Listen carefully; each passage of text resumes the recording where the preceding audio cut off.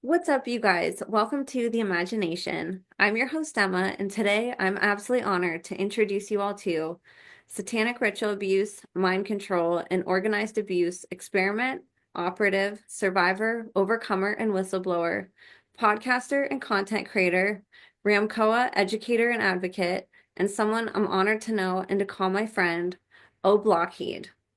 Born in the chaos and depravity of refugee camps, Oblockheed emerged from a world where identity was a luxury and survival was a transaction. A child of no name, molded by the hands of unseen forces, scientists, military operatives, and so-called missionaries, Oblockheed was an experiment, a vessel for testing, training, and torment. From the camps of Africa and Asia to the hidden corners of America, he was moved, shaped, and split into countless dissociative identities, each with a job, a purpose, and a silence to uphold. Yet, Oblockheed is no mere victim. He's a defiant whisper turned into a roar in the face of systems that thrive on distraction and denial. With no allegiance to any nation or creed, he speaks out not to destroy, but to reveal and resolve. His words are a courtesy, a privilege offered to those willing to listen beyond the noise of religion, patriotic fervor, and other means of division. Oblockheed's truth is raw and unfiltered, revealing the world's darkest secrets and operations, mind control, trafficking, and elite networks that operate not in the shadows of conspiracy, but in the open, disguised by the very activism and faith that claim to oppose them. His body is a map of survival, each scar a testament to the experiments that failed to break him.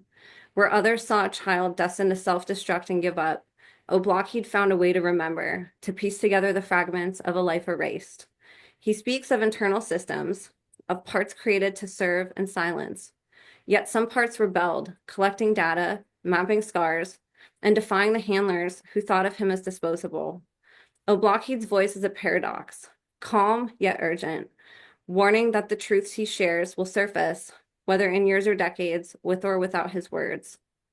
He challenges everyone with ears to hear and eyes to see, to shed the language of fear and dogma, to see the mechanics of control laid bare. He seeks to share critical and crucial intel, names, addresses, organizations, and the intricate web of distractions that keep the truth at bay. And more importantly, he seeks to share solutions to both the public and survivor community. To hear him is to confront the uncomfortable reality that the orchestrated and systematized mechanisms he describes are not distant, but are woven into the fabric of society, sustained by apathy and misdirection. In a world obsessed with fame and salvation, Oblockheed stands as a stark counterpoint, a nameless survivor who needs nothing, owes nothing, and fears nothing. His story is not one of only redemption, but of resilience, a call to those brave enough to listen, to gather the data, and to act. For Oblockheed, the job is simple. Speak, even when the world demands silence. And in that act, he has and continues to become something undeniable, a voice that refuses to be erased. Before wrapping up the introduction of today's guest, I'd like to share just a couple quick reminders and updates. If you're interested in being a guest on the show, if you wanted to share any information privately with me, or if you were interested in submitting a written testimony for my upcoming book series or to be featured on a Substack article, you can reach out to me via email at imagineabetterworld2020@gmail.com or standbysurvivors@protonmail.com. Additionally, I've teamed up with a couple of my favorite brands to offer you guys exclusive discount codes on products I love, such as Rife Technology frequency machines and CZTL's premium methylene blue. You can find all those relevant links and codes along with other resources below in the show notes. Your support across all platforms is greatly appreciated, especially as I've had to shift to alternative streaming platforms such as Rumble and X following the termination of my former YouTube channel. I've just recently started a new YouTube channel, and you guys can subscribe to me there at the handle at Imagination Podcast Official that I will be and am rebuilding currently as well. This transition to multiple platforms is crucial to continue sharing vital information with the public and disclosure community. So thank you all wholeheartedly on the other side of the screen for helping to make the imagination the safest space on the internet for survivor, whistleblower, advocate, and educator disclosures. Your support means the absolute world to me and to every guest on this show. So you guys, without further ado, please help me in welcoming today's guest of honor, walking miracle, voice for the voiceless, passionate purveyor of truth, anti-child abuse and survivor advocate, warrior, and absolute inspiration, the one, the only, Oblockheed. Oblockheed, thank you so much for being here with us today. It's an honor to finally have you on. Thanks. Well, I don't think I've ever heard so many positive things said in a cluster. I'm not supposed to be the one that hears the positive things, so I'm a little. Give me a minute. You deserve to hear all of them. And um, I feel like I could write a whole book of goodness about you. You've helped me so much on my journey, and you have a very eloquent and articulate and concise way of explaining really hard things in very palatable ways for people like me who are newer to this, and even for survivors who can get so overwhelmed with all of this information shooting at them from all different angles as they're trying to learn. And you've always deserved to hear those words and to continue to hear them for the rest of your life. But I'm really grateful that they can finally be spoken to you and that you get to hear them. And, I know that in the Yeah. future and even now, you're going to continue to hear them from people who hear you. So I'm really grateful that we get to share your voice and your story here. Ah, I did not think about that.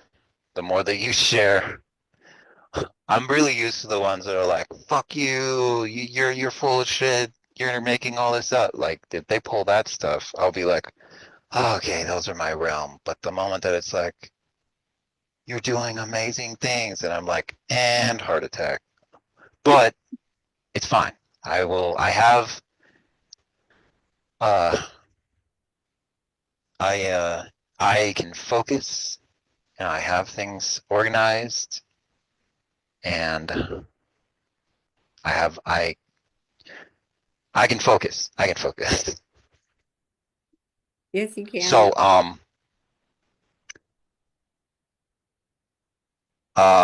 so then I can just share then. Yeah, why don't we go back in That's how time, this works. kind of to the beginning of your story? And, we had talked beforehand for people listening, we're going to be doing a series of episodes. There's obviously a lot of information to talk about in a testimony, and Oblockheed has Yeah. a very intricate testimony with a lot of information that he's been able to integrate into memory. So we're going to go through it and give you guys kind of the full picture and not try to cram it in just one episode. So today we're going to go through a period of his life, but we're going to start kind of at the beginning of the story and work our way to present as we go through these different presentations and episodes. So why don't we go back and kind of Yeah. illustrate the history of you pre-birth, birth, and we'll kind of work our way, but I'll hand it over to you on wherever you want to start. Okay. I'm not in just one role. Memory work is about who's at the front, really. So I had to learn to take this extremely seriously when I first started getting memory and what I call somatic journey missions, which is like, the internal parts that are discovering things that are going on. The internal narrative is a inner working of a reenactment of what the first probably 16 years of the asset's life, and when I say asset, I mean survivor. Because of the background that I came from, when I say survivor, uh, I use the word asset because an asset is somebody that's pre-created for the purpose of these facilities and the people that are involved. Um, the draw to escape from this internal programming inner world was really high, and I did that for a long time. I've been pretty mute. Uh, I've observed. I do a lot of observing, and I started to identify more and more, I think, with what was called SRA survivors. The more that I was learning, oddly enough, from like addiction programs, because go figure, when you're a system, you have a bunch of fucking addicts in your system. So, I mean, these abusers, all of them are addicts. All of them have some kind of thing they're involved in that has a background in drugs or sex or whatever it is, so that those aspects in a system, and when I say system, I mean alters or the altered state of mind is the cluster of those parts that are created, split from the child. Um, I call them all a system. So I don't know what anyone else calls them, and quite frankly, I don't give a shit. But that's what I do. Um, I studied on my own and kept to myself. I was mentored very young in universities all over the globe since about 2 years old. Maybe it was earlier. I don't really know. I had no idea that the world was not America. So to me, I was told, pointing anywhere on the globe, this is America. And I would know that I had a mission there. And they'd like, when I learned that India is not America, I felt so stupid. But it was very shocking. And that young, it's super easy to influence kids, so it's easy to guide me. Not to mention with drugs, food, shelter, as the influence. You know, you're super young. You're dealing with these extreme abusive people that flip flop between they're abusive one moment and then they're inspiring you the next, and then they bring different people in to try to groom you in the direction that you're going to be saved from something horrible, or they'll inject you with something that like I don't know for sure, but I will say, as I do when I'm trying to get through the internal programming in this story, I remember being injected with Ebola, and they tested us, a lot of us kids. I think there were orphan kids actually. And they tested a lot of us kids with things, with different diseases, and but they had the cure.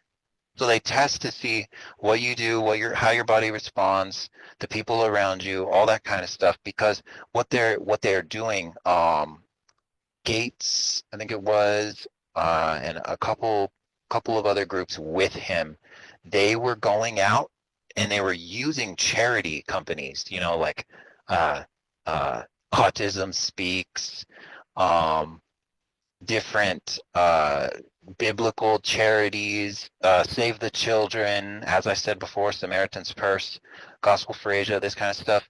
They were going to different countries, and what they do is they collect the diseases there to test on assets like us first, to learn how they can take a disease, control that disease, put that disease in a vault, and wait until they can unleash biowarfare on the people they don't like in a covert way. So they test these diseases in like the school system and everything. So you'd go home sick, but you're actually recovering from Ebola. So who knows? And it's different. It's not. It wasn't always Ebola, but I do remember. I remember that was a big one.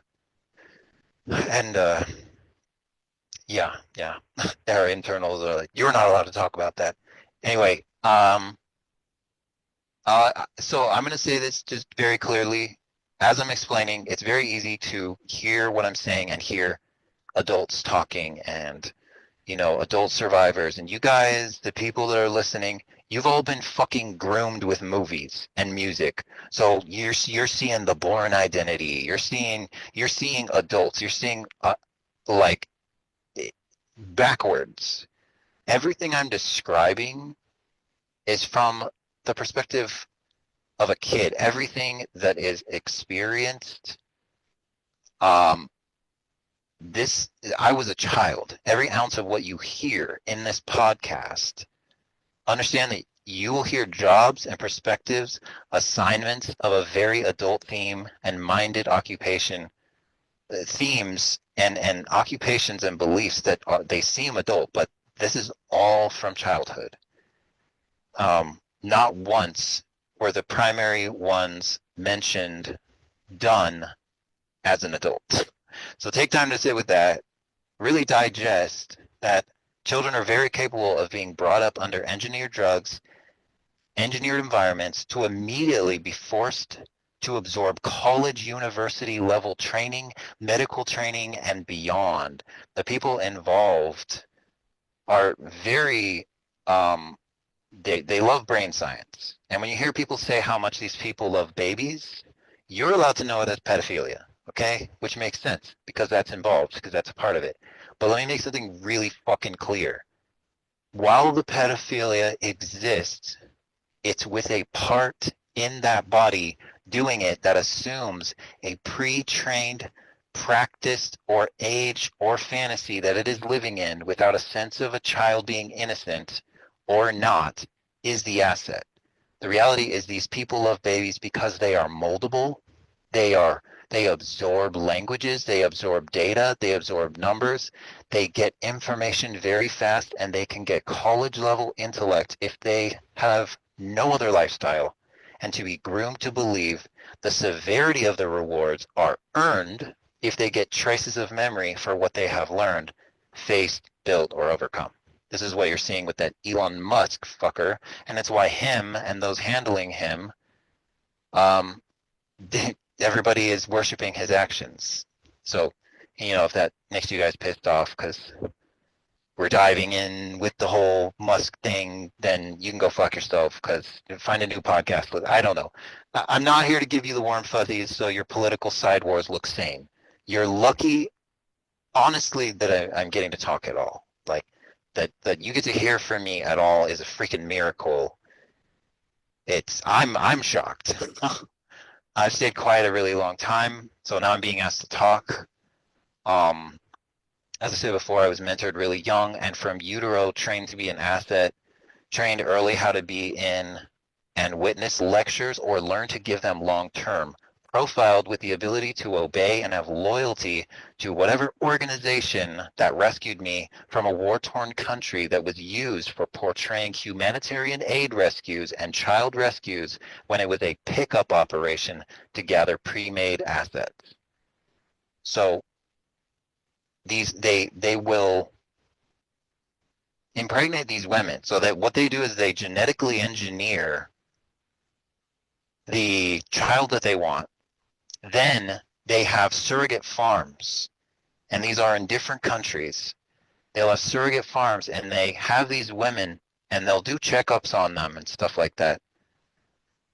But they use humanitarian aid, charities, and companies like Samaritan's Purse has no business having a military operation security agency like Triple Canopy.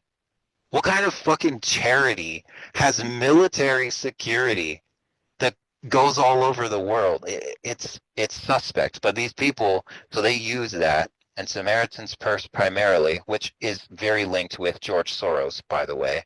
He has a merged company called One with Samaritan's Purse. Also, Franklin Graham is the brother of Billy Graham, and Franklin Graham is he frequents Voodoo Donuts. If you know anything about them, they're heavily involved with pedophilia. Franklin Graham is a massive part of the Vatican-run pedophilia, child fuckers or whatever. But they use these surrogate farms to make it seem like these children come from America. And they will take the child who has no papers, no life, nothing, and they will rescue them from wherever it is. But they plan with the previous generation, so a generation that's before that one, they will train those assets to be used to bomb random villages where they have these surrogate farms, and then they will infiltrate those farms with humanitarian aid from America, pick up those kids with no papers if they survive, and then the media and the news and everyone will be involved in all this bullshit about a war going on somewhere, or you never hear about the villages that are bombed because we were pre-trained with Soros to bomb I don't know how many places. But they go in and they grab these kids and then they go into America. The kids are super young because they were recently born. They have to be. So they have to be assigned somewhere that these individuals will know they are going into a pre-programmed family. And this is foster care. When you hear about how shitty, two-faced foster care is, this is foster care. That's why it was built. If anyone tries to be like, well, foster care is about saving the children, no. A massive amount of it was this operation. Because if you take a kid that comes from nothing and you give them a different life, they don't need to go looking why they had nothing in the first place. They don't need to go looking. So they will take kids like us and with no paperwork, slip us into America as humanitarian rescues, and then they frame the whole thing. So one of the questions you had here was how many generations does the abuse go back? So because I am a genetically engineered clone of a bloodline, I don't know really what a chimera is, but I remember that shit being mentioned. It's a group of genetics the individual was programmed to make at the time. He was making children like me for political, economic, and military gain. I'm a part of a project that I bet they would love for me to say the name of, but huge middle finger to you guys. Fuck you. I'm not saying shit. If any of you listeners guaranteed survivors like us food, shelter, finance, medical, recovery conditions from the horrible life that we have had, or specific security measures that we get to control, it might be worth it. But you're part of the psyops to be trained by what we experience. So guess what? Your pockets to help with are empty. So no, I will not be your fucking Netflix binge session for entertainment. I'm not a form of entertainment, so don't get excited to hear from survivors because you're looking for validation that we're real so you can have a shocking topic to have. Actually, use your time correctly and do something for survivors when we ask for it. If you're looking for data like a shitty Grok AI, then you'll be let down because your precious tech lords have been experimenting on you and teaching systems like me how to experiment on you. And I'm angry that I even give a shit about helping about any of this stuff, but I understand that that's the point. You know, that was the goal was give me nothing, make America the promised land, give me the tons and tons of damage so that I hate to an extreme degree, and then that hatred can be used by these people long term, combined with all the 640 different occupations they trained me with since infancy, so that they can just use it to their advantage. And that to me is worse. So even though yes, I'm annoyed with the amount of stupidity that I am surrounded by when I'm just trying to get, you know, something to eat or find a place to sleep or a fucking drink of water, then it's, well, you need to prove to me how you're a survivor. Go fuck yourself. So I would say this is my bloodline, my generation. Part of this project goes back to a massive Eurasian bloodline. So massive connections with Europe and Asia. One side was involved in the genetic engineering, and the other side was involved in the fake, what I call foster contract parental role, in which I only got clearer consistency of a life after 15 years old. A fake story with a fake album, multiple birth certificates were made to keep the story upheld at any locations I was in.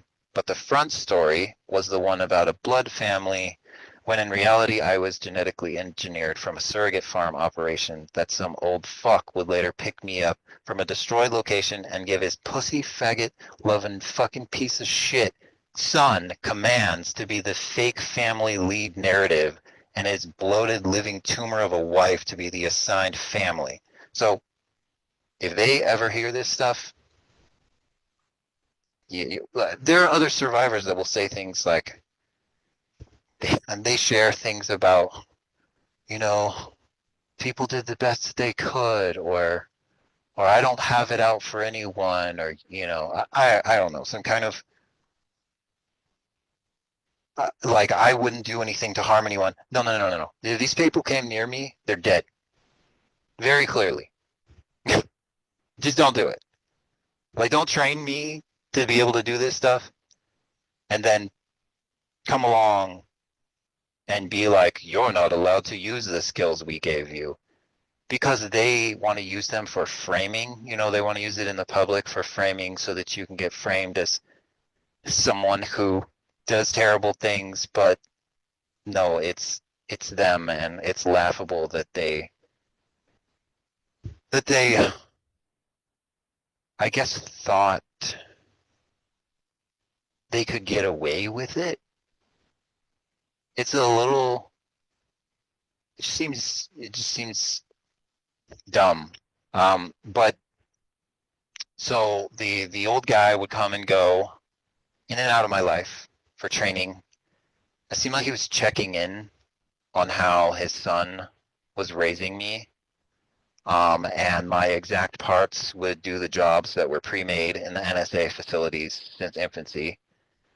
He used charity organizations, churches, humanitarian aid, military-grade operations to go from country to country throughout Asia, Africa, and Eastern Europe to grab children all over and do tests with his low-bar, idiotic son, who would be excited to be daddy's little helper for the project that he was doing because he was too stupid to see his dad had previously worked for the KGB and was infiltrating the NSA and CIA to infiltrate America.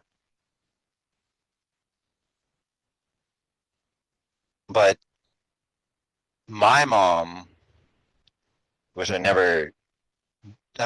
learning now, uh, kind of how to process it, I guess, because there are people in my life that have,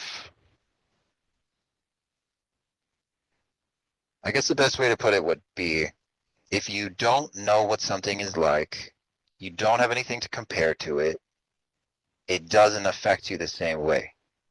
So if I didn't know what it was like to have the nurturing or anything like that, there's nothing to compare to it. I was able to get memory that whoever my mom would have been, she was killed in the middle of this war that was during that time frame. Um, this was the 90s, and that uh, it broke out for the purpose of getting to these surrogate farms. That's what doesn't get spoken about is these little mini, you know, oh, the bombing in this village or the bombing in that country, and then people will say that it's horrible that these people have nowhere to go. The humanitarian aid, there are certain humanitarian aid infiltrate, like groups that infiltrate, they work for the NSA, they work for Wallenberg, they work for Rockefeller, Rothschild. They're a part of this government fucking operation, and they're doing that to collect children that they know no one knows because they can just invent our story. We get an invented identity, and they do speech therapy with us too. They do, they do speech therapy. they'll cut your lip in half to make it sound, to make you understand that one side of your lip means one country and the other side means another. You have to be able to, um, yeah, and you do certain things. You do certain movements that show them that you still have the training that you have, and that's why you can sound the way that you do. So, um, but I didn't know who she was really, and so when I got memory, it was just, I think because of how young I was, I believed, and I'm at peace with this, at least so far. I believed that moms were basically just, they were quiet and pale and cold because that's what she was. And I just was there. So that's what I'm talking about. I don't have the comparison. I wouldn't be able to know anything but that. So that to me is positive. Does that make sense? So, um, but when I was picked up, they did a ritual, obviously, because they do the rituals and the druggings and the torture. So they do a scenario so that I would go through exact things so that different somatics or ideas of which one is real and which one is not would come up, like being put in another person and birthed out of a dead body, and then that's the birth of one part, and then put in an animal and birthed out of an animal, and that's another part. And I remember at one of the facilities, or not facilities, it was like a third world country ghetto underground, pretty sure it was Pakistan. They had a room and there were these black drapes all over the place, and there'd be lines of kids, and they would bring us up there and they'd say one for the it was like one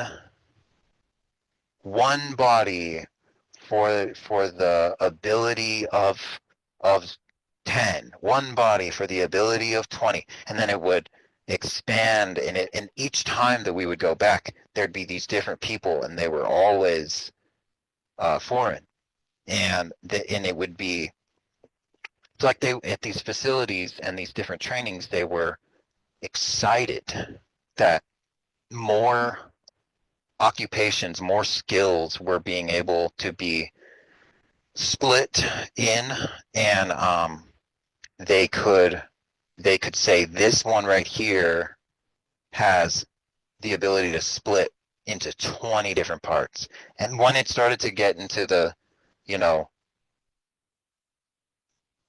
pretty sure it got into the hundreds. I'm not sure. Something's trying to block it. But when it got high enough, there were so many people that were just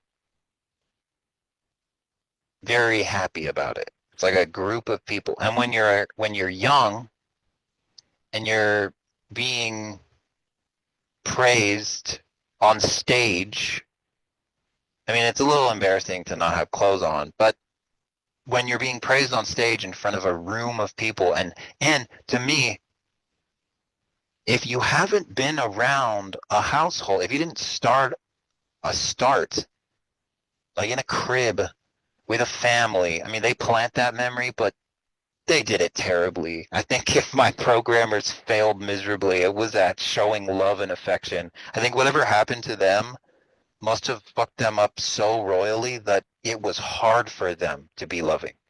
So um, that messed up memory for sure. Whatever planted memory they were trying to put to make things seem like this loving family or whatever it would be, it took me years to reach a point where I officially said, okay, I got multiple journals. I'm going to have this is I came from a loving family in America.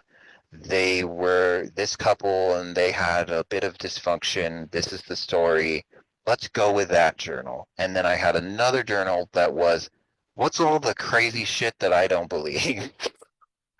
And I spent years watching the patterns every year of between the rituals and between the somatics and the activations that came up, the the many different things that came up. I spent a lot of time seeing which journal piled up more information each time. And the rehearsed false memory of the fake family never got bigger. It was a template.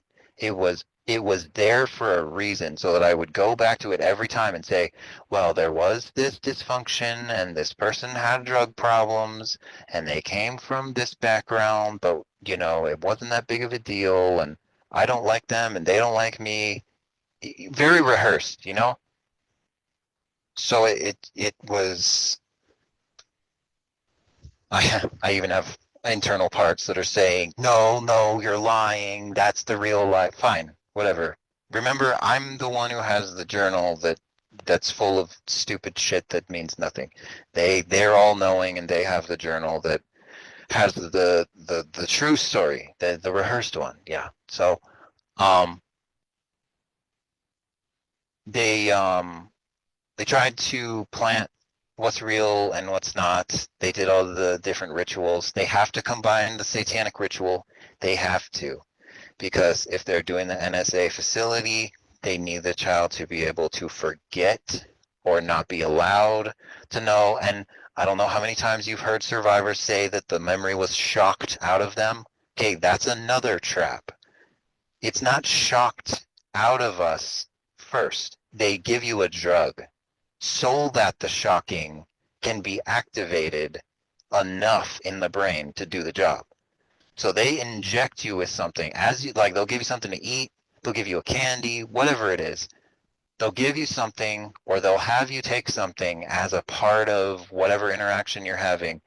And then you get kind of woozy or sleepy or whatever. And then you can feel the pain of the shock, which is why when people are able to remember uh, the shock memory. What they don't remember is the drug that is given before they get the shock memory. And the drug is what does the work to get rid of memory. So the shock is a part of it, but the drug is doing a massive amount of it. It creates a lot for the body to deal with because they've been practiced and they test these drugs on us first. But um, so I spent a lot of time sort of uncovering this. The church, the fake parents, the church that they attended in the Decoy town had exact cult monarch programmer members and assets all over it. Completely infiltrated, and quite frankly, it seems to be an operation. It's not a real church, just like the city is not real. But no one ever talks about this city in particular, and I don't even know if I'm going to specifically mention the actual city, but you might know at some point. Um, the people that were involved or the connections was military, NSA, CIA, KGB. They were teaching us to create ISIS, first of all. So ISIS is involved because we helped build it. National Guard, Vatican, the Orthodox churches. The church is Calvary Chapel. The CIA's church is Calvary Chapel. And maybe there's others like it. I don't know, but I know that's one of them. Hollywood, YMCA, Lockheed, obviously, DARPA, Microsoft, anything with Steve Jobs. It's a massive amount of things. And I know I sound like I've explained this thousands of times, but I'm annoyed. I'm annoyed at how much they're capable of doing and how often I have to explain to people that are just like, well, where's your proof? Well, where's your proof? Well, they wear their technology that was made by the same person that tested whether the technology was going to kill anyone on children first. Like sex toys, technology, guns, medicines, all the stuff that gets popular, it's tested on us first because we don't mean shit. So it doesn't matter. It doesn't matter. But because I was used in a large project for the purpose of creating ISIS assets by Britain, by the way, and practicing psionic asset skills and remote viewing to control drones and assets to frame politicians with Janus cameras, that's what they're called, and get rid of intel carriers in Iran, Belarus, Afghanistan, Pakistan, Korea, Azerbaijan, related with specific testing and training to use remote viewing to make war into a game that causes assets to construct crime groups that will easily be the fall guy. So everyone that I was allowed to be around was programmed. I was born into the programming because that's what being an asset is about. And many children were used the same way. The foundation of the co-leaders were Freemasons who snuck into America via the military and forged papers. When I was brought into America to be assigned my contract for my front life, because who I called any family members was involved in genetic engineering, he would travel often. He used to tell me when I was young that the only reason that he joined the American Army was to watch them die.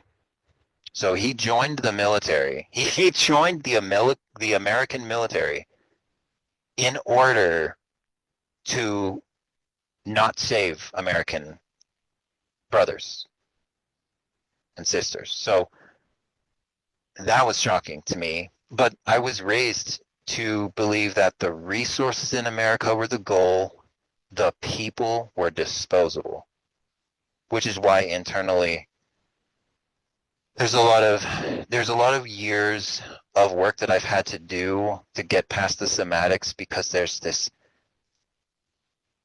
super fear. There's a super fear of being a traitor to they won't even allow me to say being a traitor to Putin. So if you're a traitor to North Korea, if you're a traitor to Putin, you're dead. And that's but fuck them. I don't give a shit. From day one, I was regularly being trained by him and his groups to be an asset in America and know, learn, and breathe all things America. I was supposed to be so American. Like, you hear me, I'm super American. You can hear it. So I have to laugh about it because it's hysteria. It's hysteria at this point. Not to mention the part that I am is associated with laughter. You know that whole thing with um, they try to put it in the open with the guy that has the laughing problem. There's a whole program with that with jokers and stuff like that, and you reveal who you are in the system by your little behaviors. But they've made so many of us. I mean, if I'm really that closely watched, get a hobby. But uh, so I was being trained so much that I was put in speech therapies very young with that guy's son who was to pretend to be my real parent when he was actually my brother. So very much the same way that the Twin Towers fell due to the explosives in the building with the false art group called Gelatin, I was seen as a humanitarian aid rescue with many other kids that were just surrogate farm product planned. The Infiltration, or what I call the NSA's church, Calvary Chapel, it's a fake operation just like the Gelatin art group was. I don't know if you know about it. gelatin art group. Um, the Freemason infiltrations are very stealth. They require patience, and Calvary Chapel has over 2,000 locations all over the world and is directly involved with India, Asia, Russia, Israel, Japan, Africa, Britain, and many other places. So if you know anything about Calvary Chapel, Chuck Smith and Billy Graham were buddies. They were good friends. And Chuck actually got his inspiration from Billy Graham. And this passed down generations since the 50s. Billy Graham was an NSA asset via the death cult agenda, which is why he bonded with the President Dwight Eisenhower, Lyndon B. Johnson, and Richard Nixon in America. And he had a televangelist buddy named Robert Schuller, who, he was used for a lot of stuff too. But because of how these NSA-based cults operations work, they infiltrate government from a very unsuspecting sort of mom and pop shop type thing. They think boutique or small operations. You know how the mafias laughed at for like a mattress company somehow stays in business while selling no mattresses. It's that kind of thing. But this is why something like different restaurants can be cult accessed and easily seem pleasant. People can go in and out of these cult locations. I'm sure you know all about how casually people can interact with death cult locations and basically just come and go as they please, buying from these places while those places fund more of these operations. But the way they work is dirty and convoluted, and when government blackmail is involved, so too will be the internal system betrayal from previous assets. So the same year that Chuck Smith stole from this young dude who created, like his whole idea was to create Calvary Chapel. And Calvary Chapel was supposed to be a Christian fucking church with this guy that said people that have addiction problems deserve God too, or something. So his whole thing, he was like this hippie. He was all about it. Well, Chuck Smith came along, somehow took over everything. Then this guy dies. Well, people in the cult, they turn on each other, and we know that. It's one of my favorite things about them.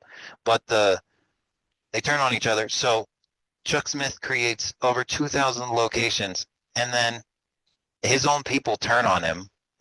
He gets all of these mega churches are made, and then they the same way that Walt Disney borrowed money from the mafia to make his foundations, Billy Graham snuck into many people's lives via the churches and the presidency in America. He posed as a Christian, but was a military NSA asset used to infiltrate America. Everyone I was trained around was for the purpose of British assets, trained MK Ultra and multi-genetics custom mutt clones to have certain access to countries because of the genetics they have. So if you have, if somebody says, well, I'm part this or I'm part that, sometimes, especially if you have any kind of bloodline that's connected with any royal family, you fit that bloodline into the genetically engineered asset, you can get a passport, you can get entrance, you can get treated a certain way, which I believe personally is why the Queen of England was buddies with Snoop Dogg, because what better trafficker to choose than someone who's being trained via an NSA high school with Cat Williams to be able to help with Hollywood assets. But, what do I know? But when Chuck Smith was no longer important, the church posing as a Christian church that was thoroughly invaded, Billy Graham took all of the money and let Chuck Smith die. This is how these locations work. The organizations have pre-made assets designed to infiltrate. Billy Graham was not allowed to be spoken of poorly or seen as nefarious at all. And if you even mention him now, everybody wants to praise the guy. He's looked up to in a very high esteem. I wouldn't be surprised if there's systems that are supposed to see him as God himself, but he was adored by many, which is the job of a foreign asset. He was a Scottish-Irish asset used to infiltrate American government due to the harm of Britain rule in Ireland. The entire Vatican Church was heavily involved, and they share children via humanitarian aid organizations between India, Britain, and Scotland. The Vatican Church has run a Freemason operation of mind control. I refuse to let them have their titles that are old and worn, so I just say things this way. Exact countries have utilized hierarchical intended dissociation engineering in order to infiltrate America primarily and use assets thrown at each country to get blackmail and intel on the next to control religion, money, and government. And when Billy Graham was used in this operation, he infiltrated Christianity in America, which no one really thinks of. They're like, no, he empowered people. No, he was the beginning of the infiltration of Christianity. You want to talk about, and I don't even like Christianity. I don't like religion. So it's another reason that's super annoying to me. But I can tell when something's fucked up. Like, if someone wants to believe in Christianity, more power to them. That's your thing. But if somebody directly sees that Christians have money, they have locations, they have attention, they get people together, a community of people, and they go, that is the place to infiltrate so that we can get close to presidents, so that we can take over this country. That's fucked up. That's how I see it. I don't know about you, but that's how I see it. And that's exactly what he did. Well, I will say that is exactly what he was used for, because again, we're talking about systems. Systems are pre-programmed. The Scottish Rite comes from um, Freemasonry, you know, and he came right out of there. But he was used in the operation. I'm not Christian, Catholic, spiritual, anything like that. But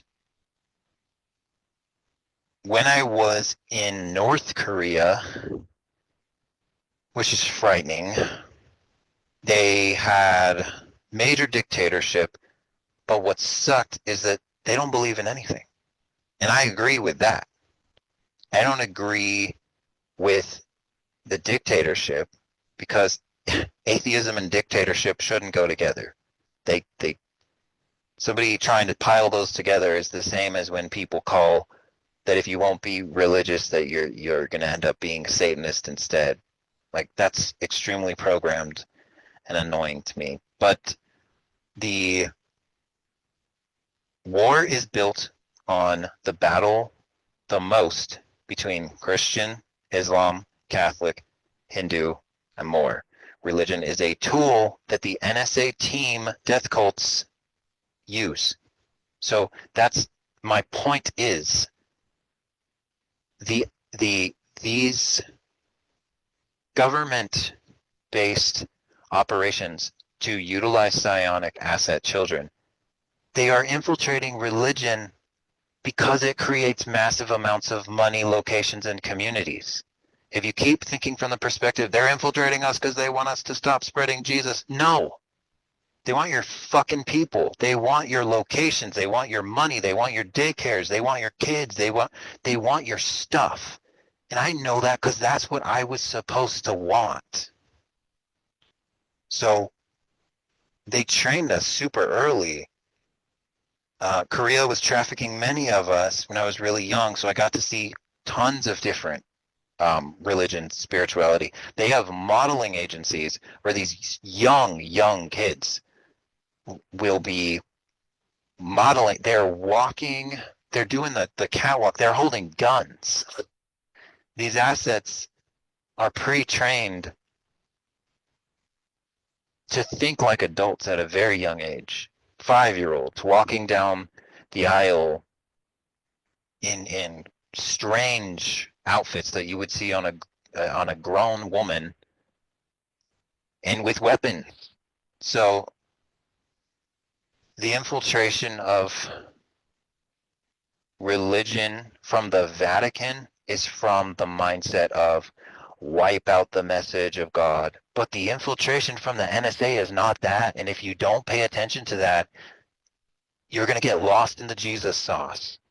Because these government operatives, they want your land, your location, your stuff. They want your materials, your money, your kids. And yeah, but that's the tangent thing I was talking about. So this says born of a satanic date or anything. Again, this is this is when testimonies get dangerous, but I can risk it for what can help others at this time. But because of being a clone asset, my genetics were contained. They were made for exact tasks in government and military, and medical. I was given multiple dates as well as certificates, which one of the foster contracts collected birth certificates as well in duplicates, so that one allowed access into America, and other things. And get this, all my paperwork lined up in some form only to the code of 9/11, because that's why I was created. All of my identification was only allowed to, in code speech, be 9/11, so that I knew why I was made, what it was for, what they were testing at that time, and so on. I'm not going to give exact dates because that's stupid. But uh, so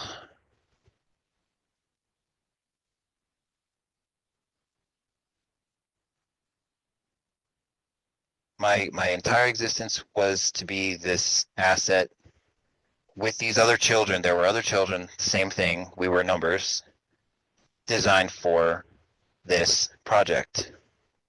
As for true age or dates, I don't have one. So when people say, "Oh, you struck me as this horoscope," I say, "You got me. You figured me out. That must be my personality."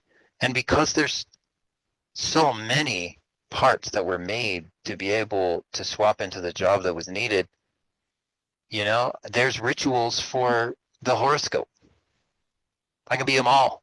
You want a Taurus, I can pull off a Taurus. You want an Aries, I can pull off Aries. You want whatever it is, whichever one, name one, and you can tell me my identity, and that's the job of being an asset, is becoming what they want. But where I am now, if you try to tell me what I was, I would be doing it for shits and giggles and then probably ignore you. But um, the children that were made for this project, I I don't really know. I would say I don't have memory of them. I'm not allowed to really know them, but I come across people that have this, we're linked, or I feel an energy with you, or I know that we have something together. As soon as that happens, I I say fuck that. I don't care. I don't soul bound with anyone. I will interrogate and interview the shit out of someone. I'm not going to believe that because something feels nice, it therefore must be some wonderful bond that does not exist for me, and it's not going to work. But um, I'm aware of the identification that I'm allowed to have in America, so it kind of gets me around. But like, I can get on military bases, still have no clue why, but I can. And I've always been curious about these types of things, until I started looking into it. As assets do, as all assets do, a ritual was designed to be rebirthed, as I told you, through human body, animals, and so on. to be able to create the belief system of being born to that family. So the ritual dates are really common, and being an infant or toddler who's put in a dead animal or a human body is super common to make exact parts feel like a real birth. So I basically have many births and many deaths, but I've learned to not use the language anymore of like, I've died a million times or something like that, because now I understand it's programming. You drug a kid, they go to sleep, they wake up, they're birthed out of an animal, you tell them the story, there's all these stupid dances, everybody's in uh, dumb costumes and everything like that, and then, that part is severed off from the others and they understand being the body, and so they have a whole story of their birth. Um, but because I was a foreign government asset that was trained to be genetically engineered for political gain, my abuse training began in utero. So this is saying, when did the abuse begin? It would be utero. Um, I was supposed to absorb the twin in utero, which I did, and the surrogate mother chosen was to carry the modified genes needed for the bloodlines that they wanted to continue with the psionic asset. And this was me and a lot of other kids, which I wish I could remember them, but I can't. I just remember, yeah. My body was to collect the twin and consume them and receive many treatments in utero to jolt my histamines and responses that would be used for NSA training, as I was to be born into it, as well as hormones or other chemicals to influence, so that they could study uh, what these did at each age. Before um, I received pediatric surgery to look similar to the foster contract false family. So I have different scarring on my face where they needed my face to look similar to who they were assigning me to. So they surgically changed my face when I was very young. Um, but they told me the story that I got damaged in some sporting thing, or someone hit me, or they have these cover stories. And I believed that for a really long time, but it was the journal thing. It was, which of these journals is piling up more? And what the internal parts will try to do is they'll say, well, the journal with all the non-believable stuff is just piling up because you're crazy. And it's like, okay, well, I'm gonna keep being crazy then. I'm gonna keep writing, because I tried to write in the other one. I tried to collect information on, quite frankly, I love what someone told me. They said, who would want this life? Who wouldn't want a story of, it's just a dysfunctional family, they're assholes, but none of this stuff was really possible. You probably have some mental illness and you can take a medication for it and move on with your life, kind of thing. Like, if that was the answer, then hook me up. That would be great. But it's not.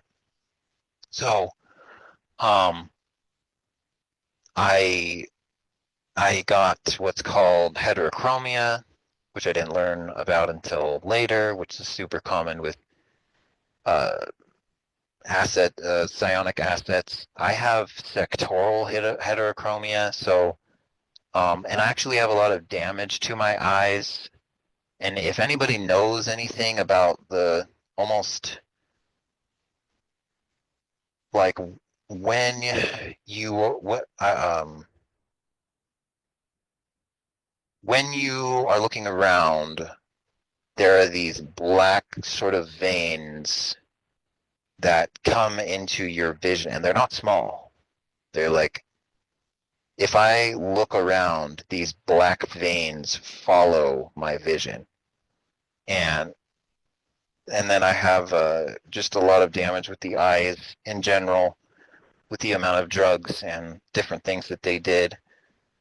So, but you can't go to a doctor if you're an asset, because the moment that your information goes in, the same government system that built the NSA is tracking their projects. So if you show up in their paperwork, something happens to you. Like I've had people die around me. I've had people that were hanged. I've had people. I've had places burned to the ground. It's very obvious that they're like, shut the fuck up, quit, quit pissing us off, you know, um, which I will not do. But I had the pediatric surgery to look more like them.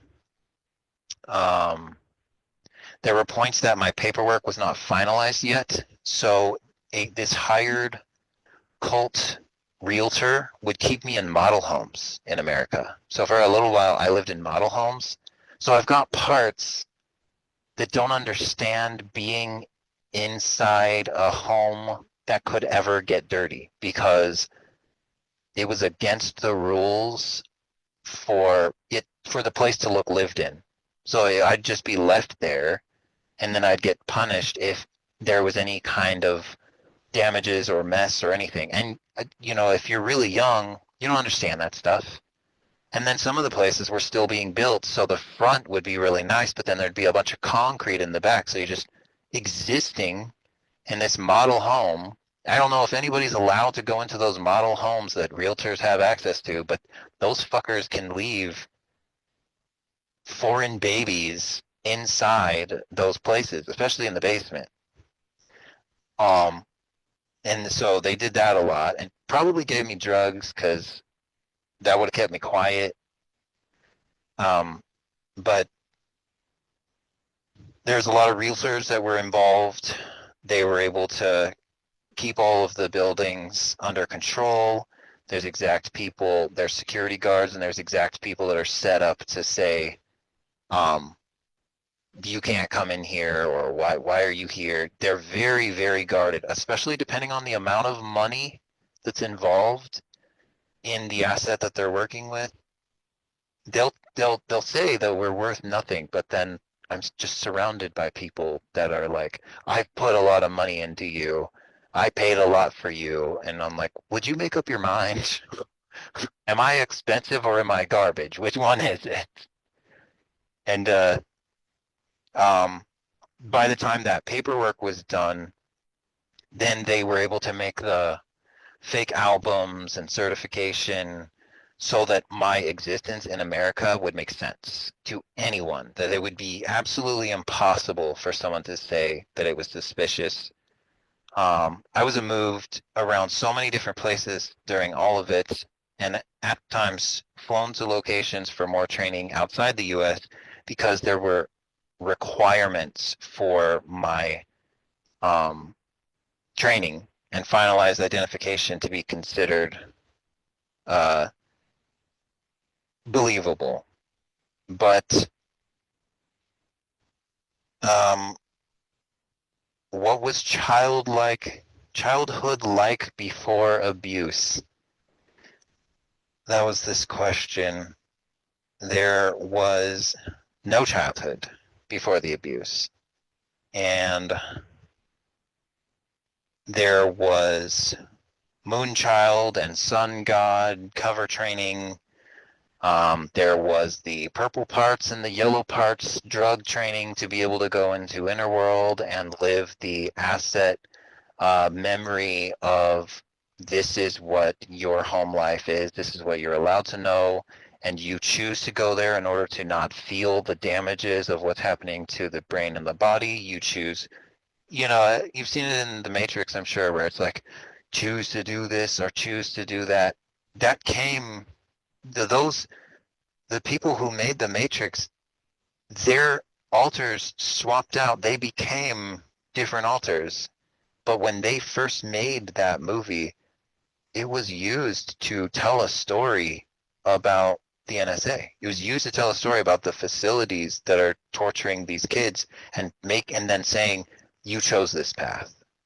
So choose the path to know everything that they're doing and try to survive, or choose the path to come up with a creative way to not have to see any of it. so that they can have access to your body because you are a vessel, you are a test subject. They created you. You wouldn't have been here without them. That's their whole narrative. The sun and the moon are the gold and the silver. They're the Juno goddess of Moneta, and getting the Americans to chase the Juno goddess of Moneta is the goal to um, make money the real god.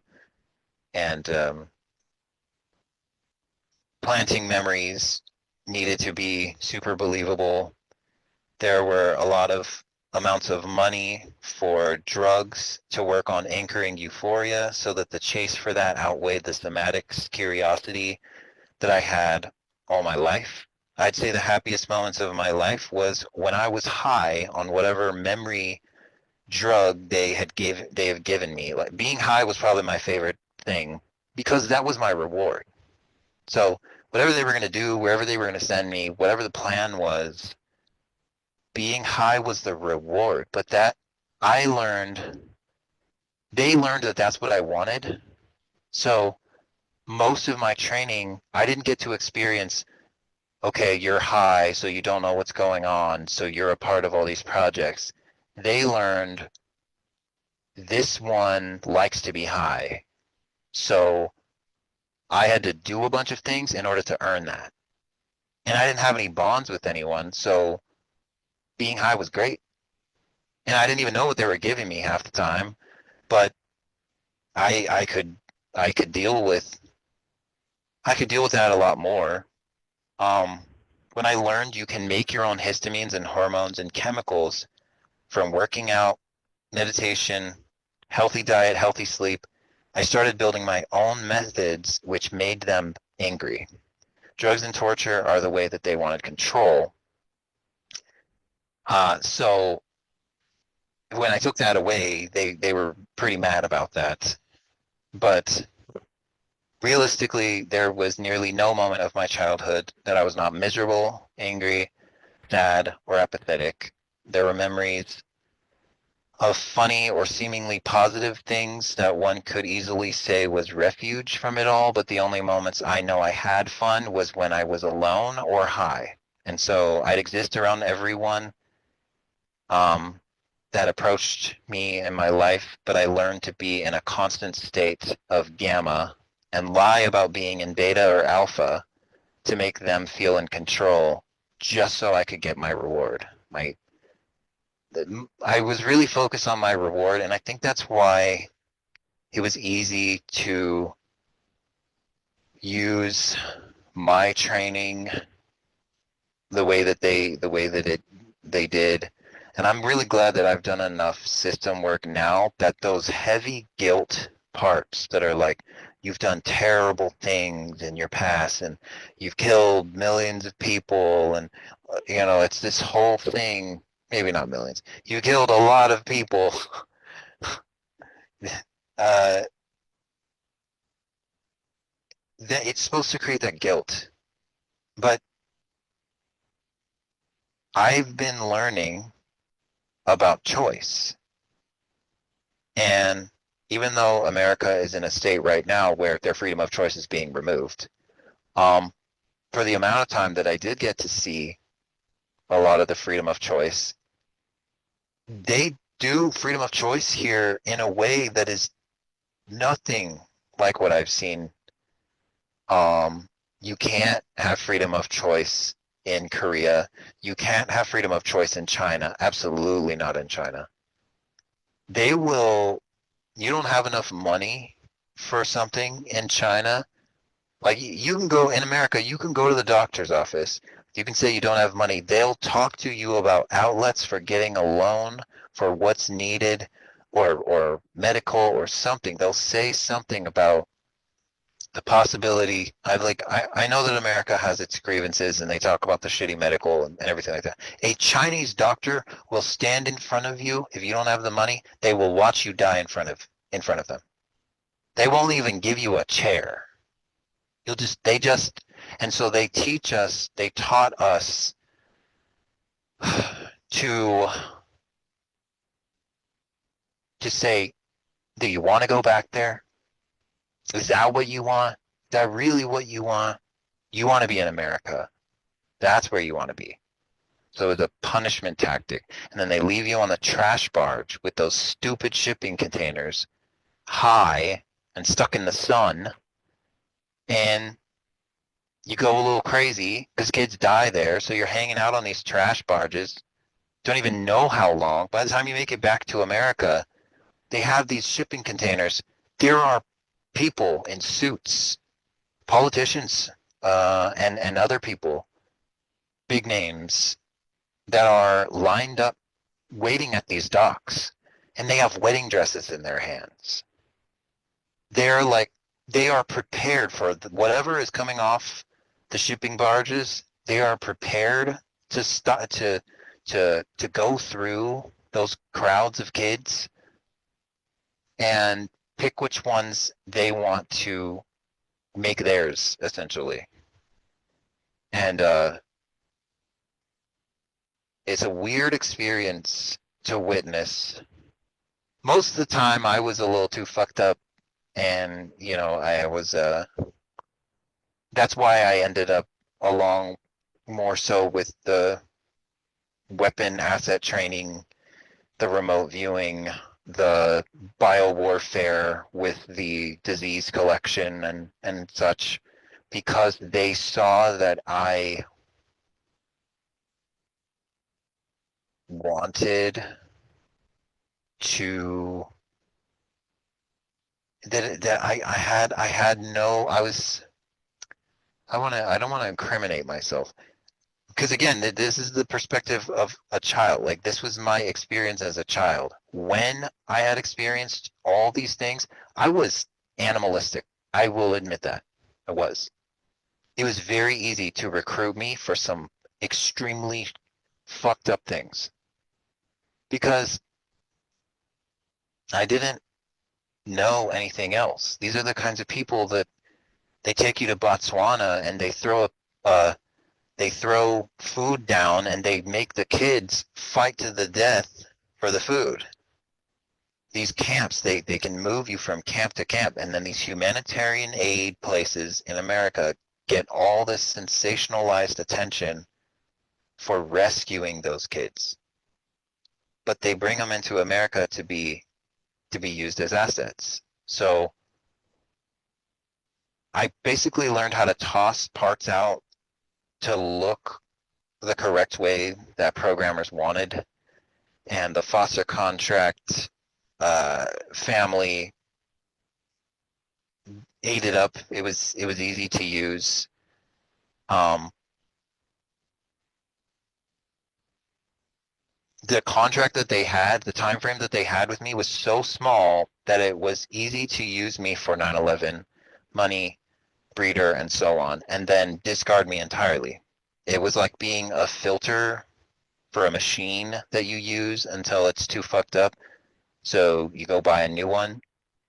But that's how they see us. So um, when we do believe that we mean something, then they get all moody. They start sending their people out. They either try to make you famous or they try to have some asswipe smear campaign you online like they're doing in your situation. It's really common. But um, I have decent people in my life, I guess, now, but I don't depend on it or whine about being alone.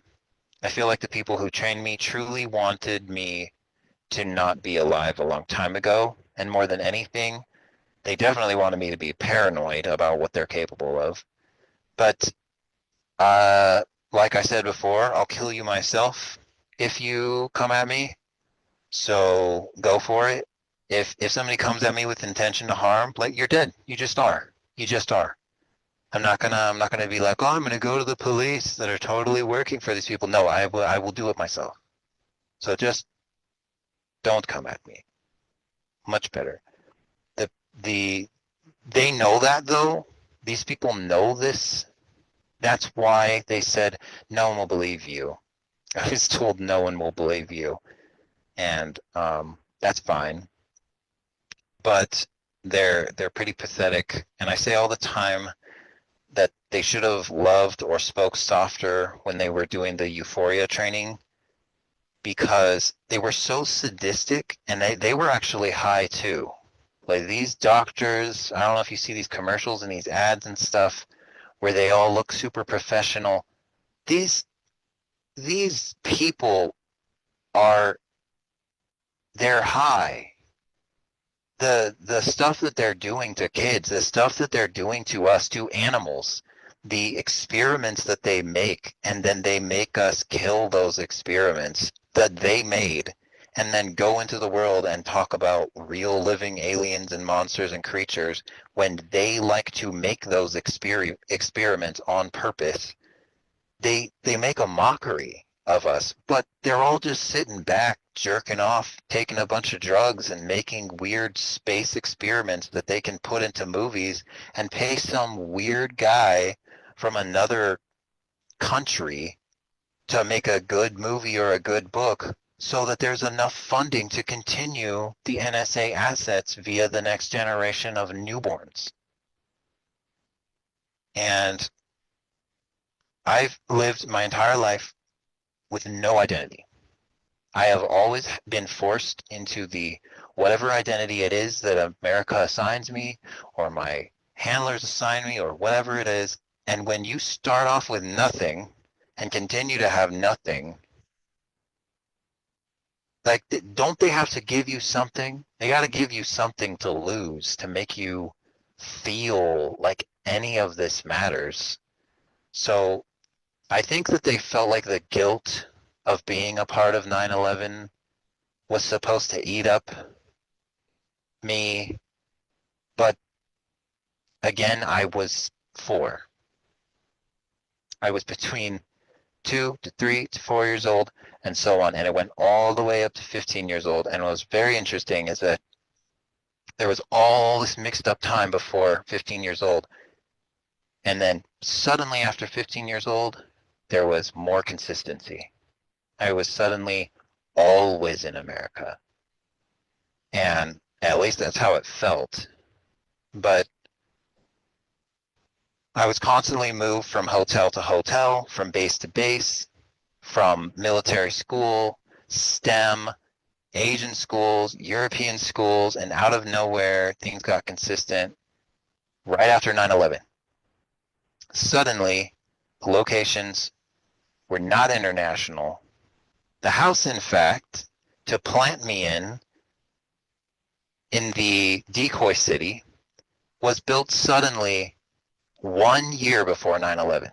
There was dirt there. There was nothing there. There was a neighborhood. It had suddenly popped up, and the house that I was put in was built 1 year before 9/11.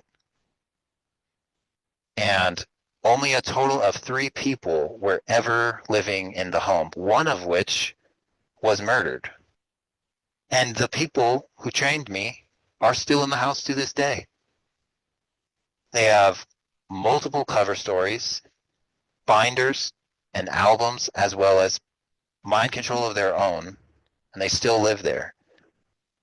As soon as the plans with the assets for 9/11 occurred, they hid in that city, built up their foundation, filed for bankruptcy because the plan was to set up the new schools, churches, and facilities in that set of cities.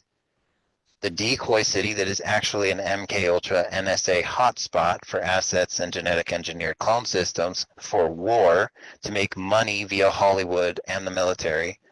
One of the biggest money makers was trained there, and the most notorious uncaught serial killer was trained there. He was never caught. I don't know if you know anything about the Zodiac killer. A little bit, yeah. Yep, never caught. He was a NSA, he was a trained asset, and they, in my training, they encourage you to be just like that. So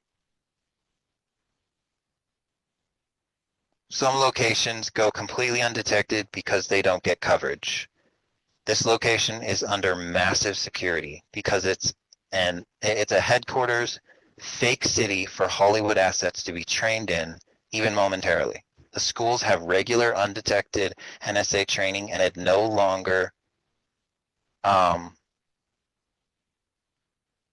no longer runs. The one that I was in is still there, but they make it look like a real school when it's not. And there's a private airport that took most flights. It took in the world. It took the most flights to Asia and Afghanistan in the 90s because it could barely be seen correctly. There's a Frito-Lay and multiple food company factories that import all goods throughout the world as well. All the activity looks like nothing but imported goods and imported foods. Only the goods are children from all over the world to be temporary test subjects. It's only a short couple years if they come from there because assets from there have national expenses used to create them. Think of it like when you get your degree, you go to college for a certain number of years, and that's your time. And then you move to where that job location takes you. This decoy city treats children just like that. We are custom made, and then a Truman Show style city is guarded by nothing but PSYOPs, NSA assets that will either kill, be sent to do something, or shipped out for their term. England bought the city that manages the welfare that's next to it, and the private Air Force use Ames, NASA facilities, and many other bases locations for the training upkeep until they have no more use in that state or city. It's why the killer from there was made and tested. And California is a massive place for um, trafficking, and everyone's like, why is California so corrupt? Well, the gold rush that happened, which is why California is called the Golden State, whatever. The history of the gold rush in the 19th century is what created the transcontinental railroad via Chinese immigrants. These people were from Hong Kong and Taiwan, and one of the primary spots for trafficking is in San Francisco, and this was where they were able to do enough business with, after a while, with Warren Buffett, who bought the BNSF and is in control of the trains, or the railways, the BNSF railways, which is why he stepped down recently, by the way. He stepped down from a lot of things because this information is going to get out. And it's going to trail back to this city. And it's going to trail back to California. It's going to trail back to San Francisco. And the way that people talk about Seattle and all this underground bullshit, they're going to start talking about San Francisco that way. So when I was being trained in San Francisco, because that's where one of the chemists was from, he was the primary master for my training. The Hollywood cult was connected with a lot of that training, and there were actors that were a part of the programming that a lot of people in America would be pretty devastated to find out about. But if you learn about ritual abuse and mind control properly, then you will understand that if somebody is in Hollywood after the 1950s, they are an asset. And an asset is required to be trained a certain way. It is a tool that is used. So going back to the gold rush history in America, what are its origins? People love the ancient way to be the one way, but ancient practice is a historical terminology for programs of enslavement. And in Coloma, California in 1848, that is when gold was found in the American River, The Chinese created the transcontinental railroads because of the gold rush, which is why the Chinese immigrants and Warren Buffett made deals, which eventually led to him buying the BNSF, which has been used by the death cults for generations. India was used in the color programming stuff that I talked about. They were the ones who created all that chakra bullshit. And in 1850 was using MK Ultra trafficking to set up the California Golden State as the hotspot for infiltration, and people like Warren Buffett and Bill Gates and Soros long-term exploited that to hide ritual abuse and mind control business. So, the reason that California is so messed up and being used for a lot of this stuff is because between the gold, the transportation, the underground, they have these catacombs that are under the churches, that are under certain buildings. These are methods that the NSA saw as necessary tools to be able to use to infiltrate with. And I remember one of my schools had an entire tunnel. It was the school was there. You'd be drugged before you got to school, and then when you got into class, then someone would take you out of class, and then there was like a card game that you had to do, like put cards in an order or some shit. Then you'd vanish. But I remember one of the times I sort of came to a little bit, there was a field and there was this big pipe. There was a tunnel that went from the school to the Orthodox Church. So they would take this entire route from the fake school to the NSA training facilities, but they have you go in the tunnels to the church, and then through the church they do certain rituals so that that's the different layer of what you're able to remember. So your parts have a guard in front of the other training, and then after that, based on the drugs that they used, then the body would be taken somewhere else entirely, and you could be back within a couple days being told the story of how you've been sick or whatever cover story they had. In my American home, I was regularly drugged in order to be moved from place to place. There were multiple operations of drug testing that were done.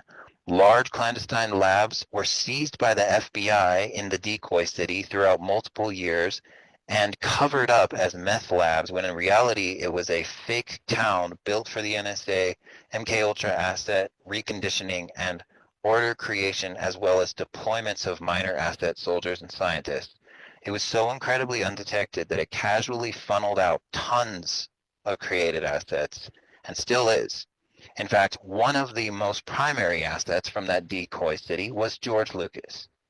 And he's made a shitload of money that has been used to continue programming, and his movies are used to this day to use the Bohemian Grove as the hunting grounds for certain, there are hunting games that they play.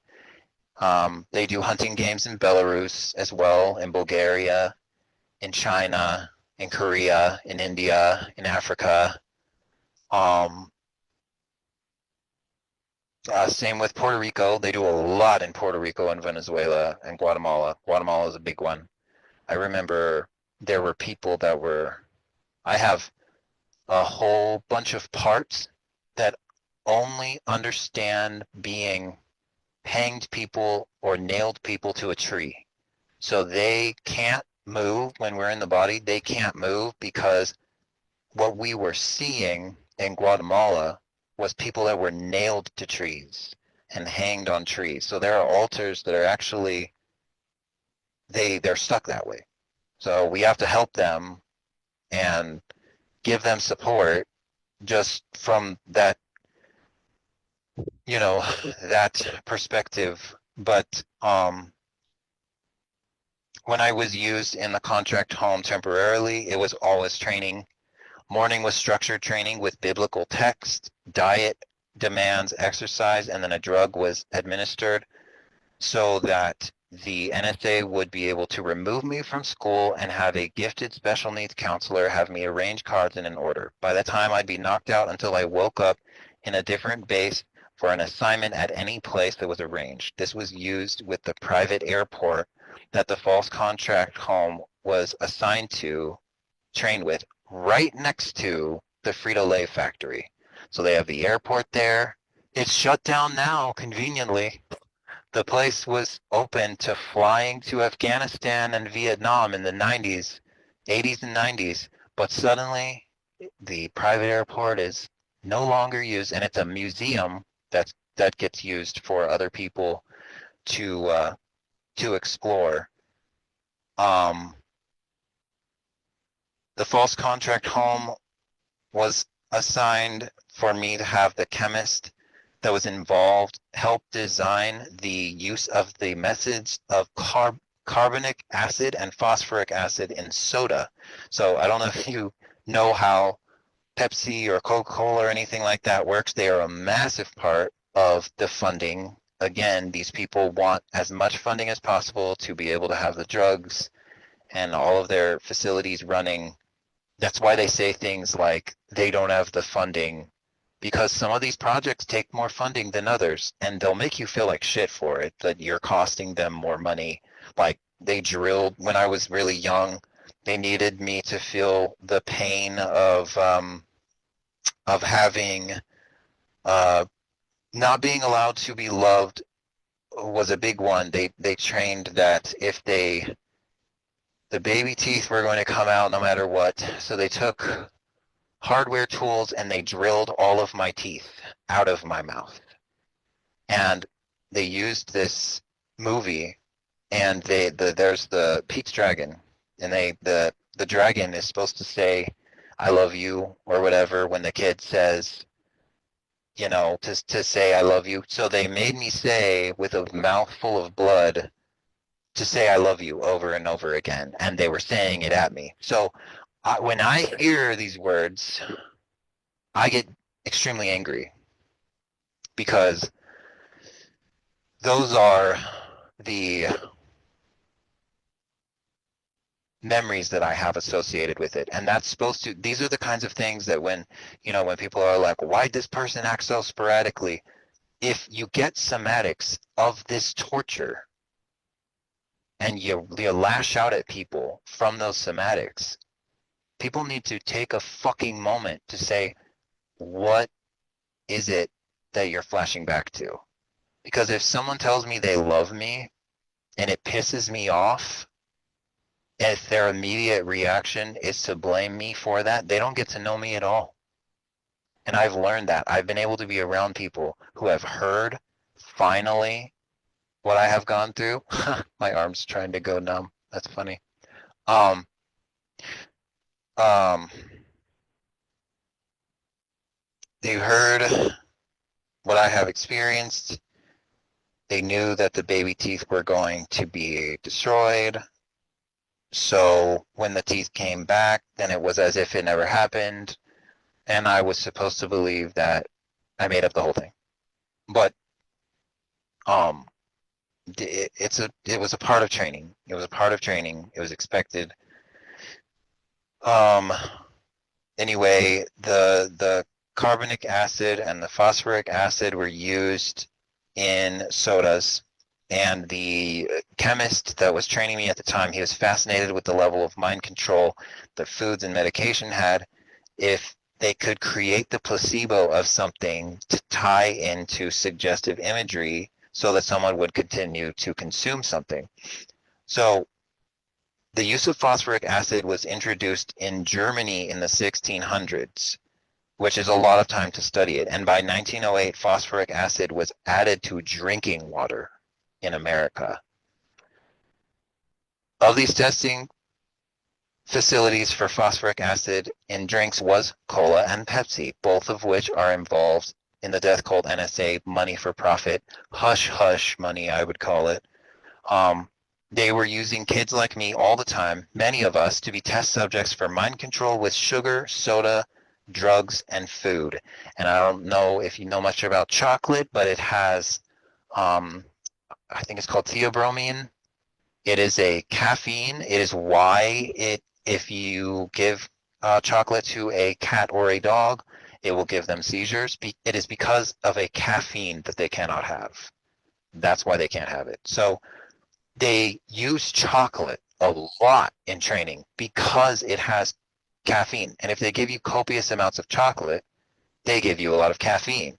But then they'll say, oh, well, you're staying up because you had too much sugar. No, the sugar's not keeping them awake. The caffeine is. So they would test us with caffeinated sodas, caffeinated candies, and drugs with different types of uh, caffeine type properties. But they needed to get their products nationwide.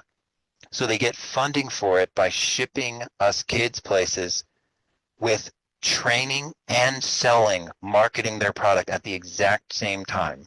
They wanted to market to other countries. This is between the 80s to the 2000s, and they're still doing it. To them, it was a multifaceted project to train the public with commercials, shows, movies, propaganda, and use clone assets that meant nothing in a decoy town to have a front life, as it's been called, and a back life used for business and covered with cult packs for when they knew that we would speak up in the future about the abuse. So long as they get to keep testing, then they don't care if we cry to people about being abused or from a satanic cult. That's why the satanic panic didn't frighten them. The layers never reaching back too far into their business would be the best distraction. This is why Epstein Island was very easy for them to invest in, because if we're eventually allowed to have the memory of the Hollywood assets as our abuse or Satanism, then we'd never remember the timeline to build not only the chemical, but the frequency weapons, the biowarfare, the tech, and the methods that would reach into the pockets of the old stocks and bonds investors, big corporation mergers, and churches like the one in the fake town that I was sent to. Because most of my days consisted of being drugged in order to be sent out, I was angry, miserable, and pretty hateful, which made my programmers need to find a way to soothe me or I'd have no interest in continuing any obedience. I was sent to wars going on at the time and would be made to believe that my injuries on my body were from experiences with friends of the home. I was very hated in the home, um, normally beaten and left outside in the yard to fend for myself. It became pretty normal. I was very violent because not only the drugs and the trainings, but I was going through withdrawals. And this is something that happens in the schools a lot. They'll say, this kid is out of control. We need to give him this stuff. Or you get to see these kids, and what you don't understand is that if they take your kid aside and they hang out with a counselor for 15 minutes, they can administer something that'll make your kid a terror. And if they make them a terror, they can get them into facilities. And if they get them into facilities, they can have mom and dad sign over a bunch of shit that makes it look like the kid is getting disciplinary schooling or military schooling or counseling, whatever it is. But in these sessions, they can administer things that they are not going to show up on any medical because it's a drug that hasn't hit the market yet. So technically, they don't have to talk about it.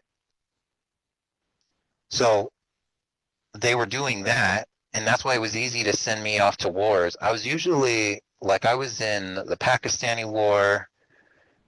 I was in a war in India. Um, I was in the middle of everything with Osama bin Laden because that was part of being the project for the 9/11, the kids for the 9/11 project. But again, because I was not mentally well, I was excited to be used for these things because these these people have a lot of luxuries. Like Dubai has a lot of luxuries. And what's a big deal to a kid like me getting to be in hotels or something like that, um, it is a small deal for them. It's not a big deal for them. So it's they didn't have to do much to fool me into thinking that I was hot shit that had outsmarted them and I got what I wanted. Only now do I understand not only could I gotten way more, but I have no idea how to feel about anything that I was a part of. None. And they damaged my brain enough um, that it only with my safe people can I really even process a tiny bit of what it looks like to to to look at any of that, because I used to be annoyed by children. So to me, when it was I'm going to be in some lead project where there's about 6 different kids and I have to prove that I have to use cartography skills to get a certain set of information. Sometimes it was just based on basic training via something like general dynamics. And then other times it was actual being sent to real places. And that's what was shocking to me, was because I had done so much as a game, not doing it, not, well, being in the real thing still felt like a game. That's what I'm trying to say. Being in the real thing still felt like a game. So I had seen so many people die, it was just like, that's part of the game, but at least I get the things that I wanted. And again, 4 years old, 5 years old, all the way up to 15 years old, not much, not very many sane people around me at all. One of the people was, he loved serial killers, was obsessed with them, and wanted that from my behavior, which is why being a part of the whole plan where they had us go with these European people. They had us go and torture the shit out of, like, being a kid who tortures the shit out of adults. When you come from this kind of abuse, you feel better. They let us torture people in Iran and Afghanistan because if we learned how to be programmers, we could make ISIS. They taught us how to make it so that it could be used for 9/11. And then we're supposed to feel the weight of it as if it's our choice. But um I was shamed most of the time when I was at home because I was going through withdrawals, but I didn't know I was. And this motherfucker who worked for the government could find me anywhere he wanted to. He was also a drug counselor. So he was used as he would get rid of people's memory and be heavily involved with the whole drug operation. I used to think that we were such a straight edge family. I never would have suspected how high I was until I started getting my memory. I was like, and that's why when people try to influence me with the mushrooms and different drugs and stuff like that now, I'm like, no, you don't understand. Most of my life I've been high. But when I was in the middle of what they were using me for, then I wasn't allowed to be high because that was my reward. So I think they thought I was going to end up as like a drug addict or something. But the withdrawals and the side effects, and not to mention the expenses and everything like that, it's not appealing. And it brings up different parts. If you interact with the drug that they're using, then you get the memory and the somatics associated with when it was being used. That's not glamorous. But they were never gentle. So what I surround myself with now would would have made me very angry in the past if I didn't do the amount of work that I've done now because it's so gentle. The gentleness that I'm surrounded by, it's doing something. I don't really understand, but it's doing something positive. Um, I was being shamed for my being in mid withdrawals. I was villainized in school for reacting to the world the way I did, but a part with false planted memory of spiritual and biblical shame would end up understanding to repent for what was being called bad thoughts, which I later found out was the part that I am. So my everyday was wake up, Bible, exercise, lecture on what a useless piece of nothing I am, eat or drink something and end up injected with another thing that made me able to go to an authority or be unwell enough that I'd be removed and sent out to train. The individual who was my master, um, who I felt was the most intelligent, but he was very abusive. He was unpredictable. He passed me to his own child, and then what that was supposed to be my fake family that I was supposed to be raised with as my front life. And I remember this one time where I think they were trying to figure out which part was out. So they showed me a video, one video of writing on some big wheel or something and said, "Look, I have proof. I have proof that you were happy. I have proof you had a happy childhood." Um, and then they had me set up. The older I got, I think it was like around 15 or so. It was younger too. I was around this family, but this family had a rapist household that had attractive women who would give me food if I did their weird orgy stuff.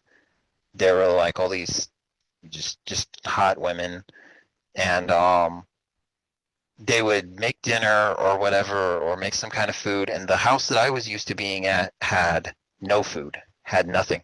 But I realized it didn't have anything because I was never home, and they weren't either. That house was built to look like a place that we all were, but no one was there.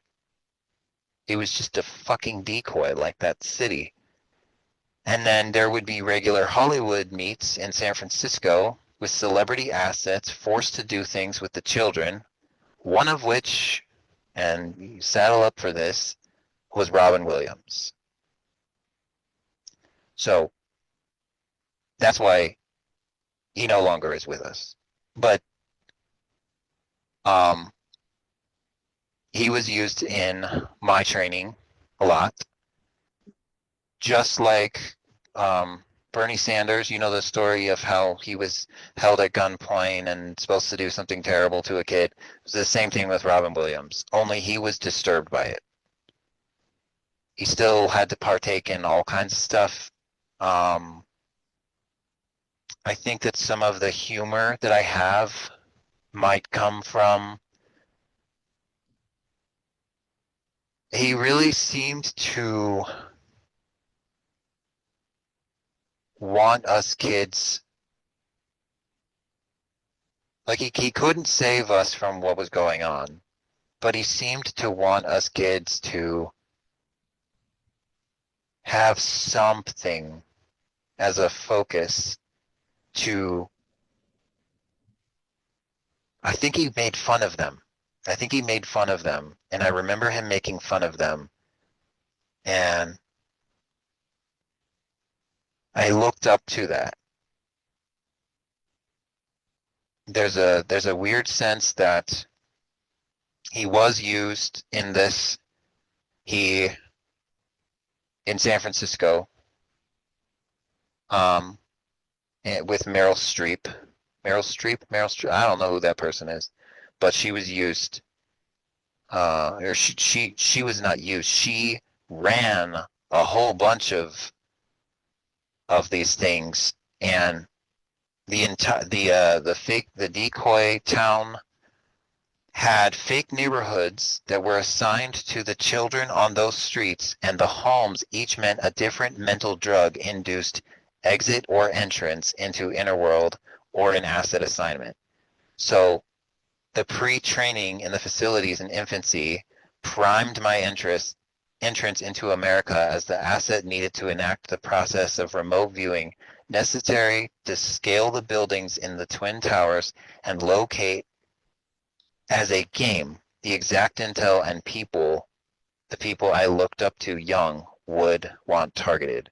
Before I ever got to keep my own life in America, my mission was to, as the task, was to be the best with a whole team of kids as a 9/11 threat that I was being used for years of testing via Gates, Soros, Buffett, projects with NASA, DARPA, and charities with church mission organizations that linked food companies to act like the shipping was food and goods when it was actually children.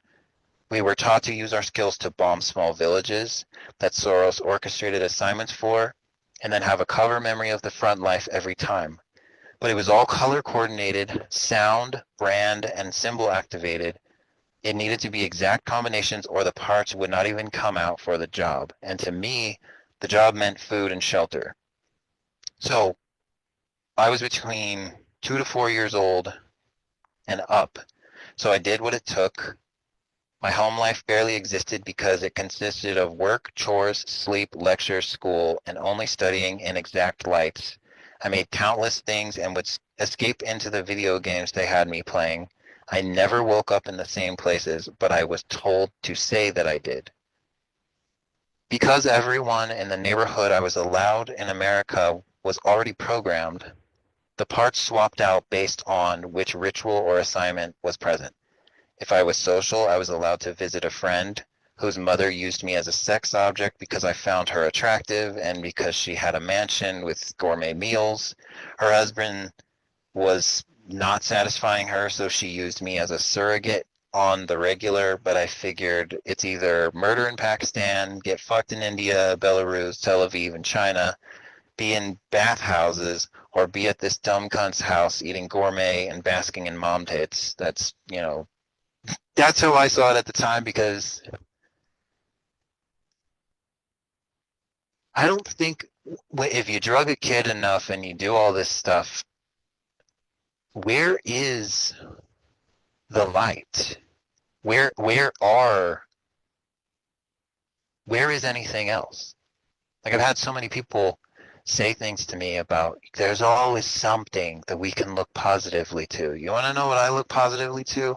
When I was on the trash barge, I looked positively to there being a trash can that had like less filth on it so that I could find something to be able to eat or play with.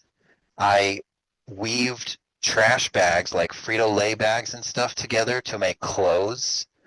Um, when I got to the model homes, those were way better. When I got to the model homes, some of them were furnished. They had nice like furniture in them, but the abusers would do this thing where they would tell us to be the best furniture. That's how they got us into the planes. They would tell us to be chips. They would tell us to be furniture, and pretty sure they would drug us, but they would congratulate you. Everything was about play. So they'd be like, you are the best couch right now.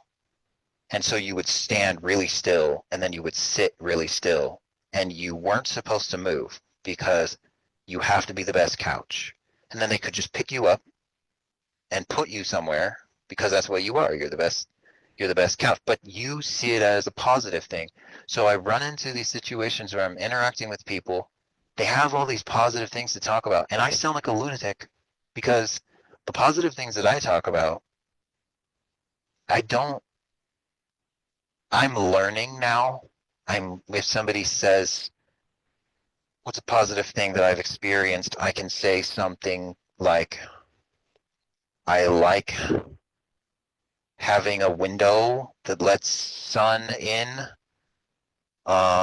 because so many of the facilities are so far underground that you don't get to see the sun for a long time. And then they send you in Dubai, or they send you into the sands, uh, and you're only around the sun. But it's the extremes. Everything is the extremes, and I like that I don't experience extremes right now so far. Um, I would say that is what is possible, what is positive. But because I was allowed to earn America, I needed to do nonstop work, medical school, drug testing, be used in the wars and the assignments that they said. Otherwise, I was not allowed to be there. I did not earn being there. If I could do it and then go to these stupid Hollywood cult ceremonies where they usually killed or ate kids or did, like there was one ritual there they had, I don't know if it had to have been Hollywood. It was like a dinner table and they did shibari. They do shibari on the kids, and the kids are chandeliers. So they make the kids into shibari BDSM style chandeliers. The kids are alive, and they eat dinner below the kids. And the kids are just hanging there. And it doesn't matter if the kids are scared or screaming or using the bathroom. All of it, if it falls on the table, these people below, they will still act like nothing is happening, and they will go on eating their dinner. Just like a fancy fucking dinner. And and then they will swap it, and they'll make us into dogs. They put the dogs at the table, and they have us below the dogs, and they feed the dogs, and they talk to the dogs, and they make us understand that the dogs are the people, and that we are the dogs. And so any scraps that drops from the dogs' plates or whatever, then we got to have those. Um, and the Hollywood did some weird stuff. I would say I know that I know it's all fucked up. I do know it's all fucked up. But I would take the military stuff over the Hollywood stuff any day, because what they were doing to me, Inner World is the reenactment of the experiences that you've had in childhood trying to be pieced together, and they are personally put in exact coded spaces for the individual to not be able to get access to without breaking through the green guards. But Hollywood is the the the the ticket of the parts, the persecutor parts, the abusive parts, the the sick-minded parts that never got out. Hollywood is the place for them to play. So it becomes Inner World, and it ends up out here. So the sick, twisted things that would seem like magic from Inner World, they end up taking, frankly, these child-minded parts in adult bodies, and they just use them, and they say that their creativity can go anywhere, but they get used in all kinds of things. And their ceremonies, they can do anything.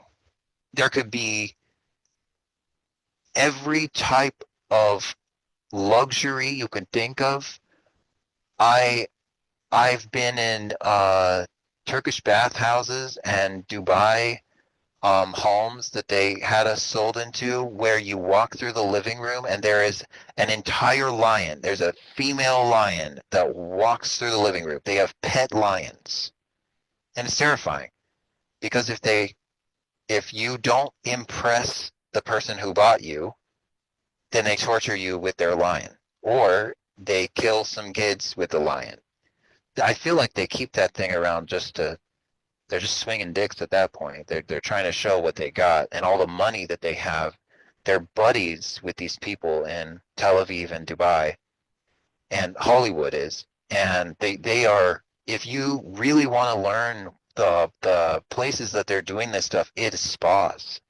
They do so much training at spas. If you learn what spas celebrities love, that's a huge way of finding out where they're doing a lot of the other training. Because in a spa, Turkish spa especially, you can you can have every single type of liquid you could think of in a Turkish spa, and it can all be drained away.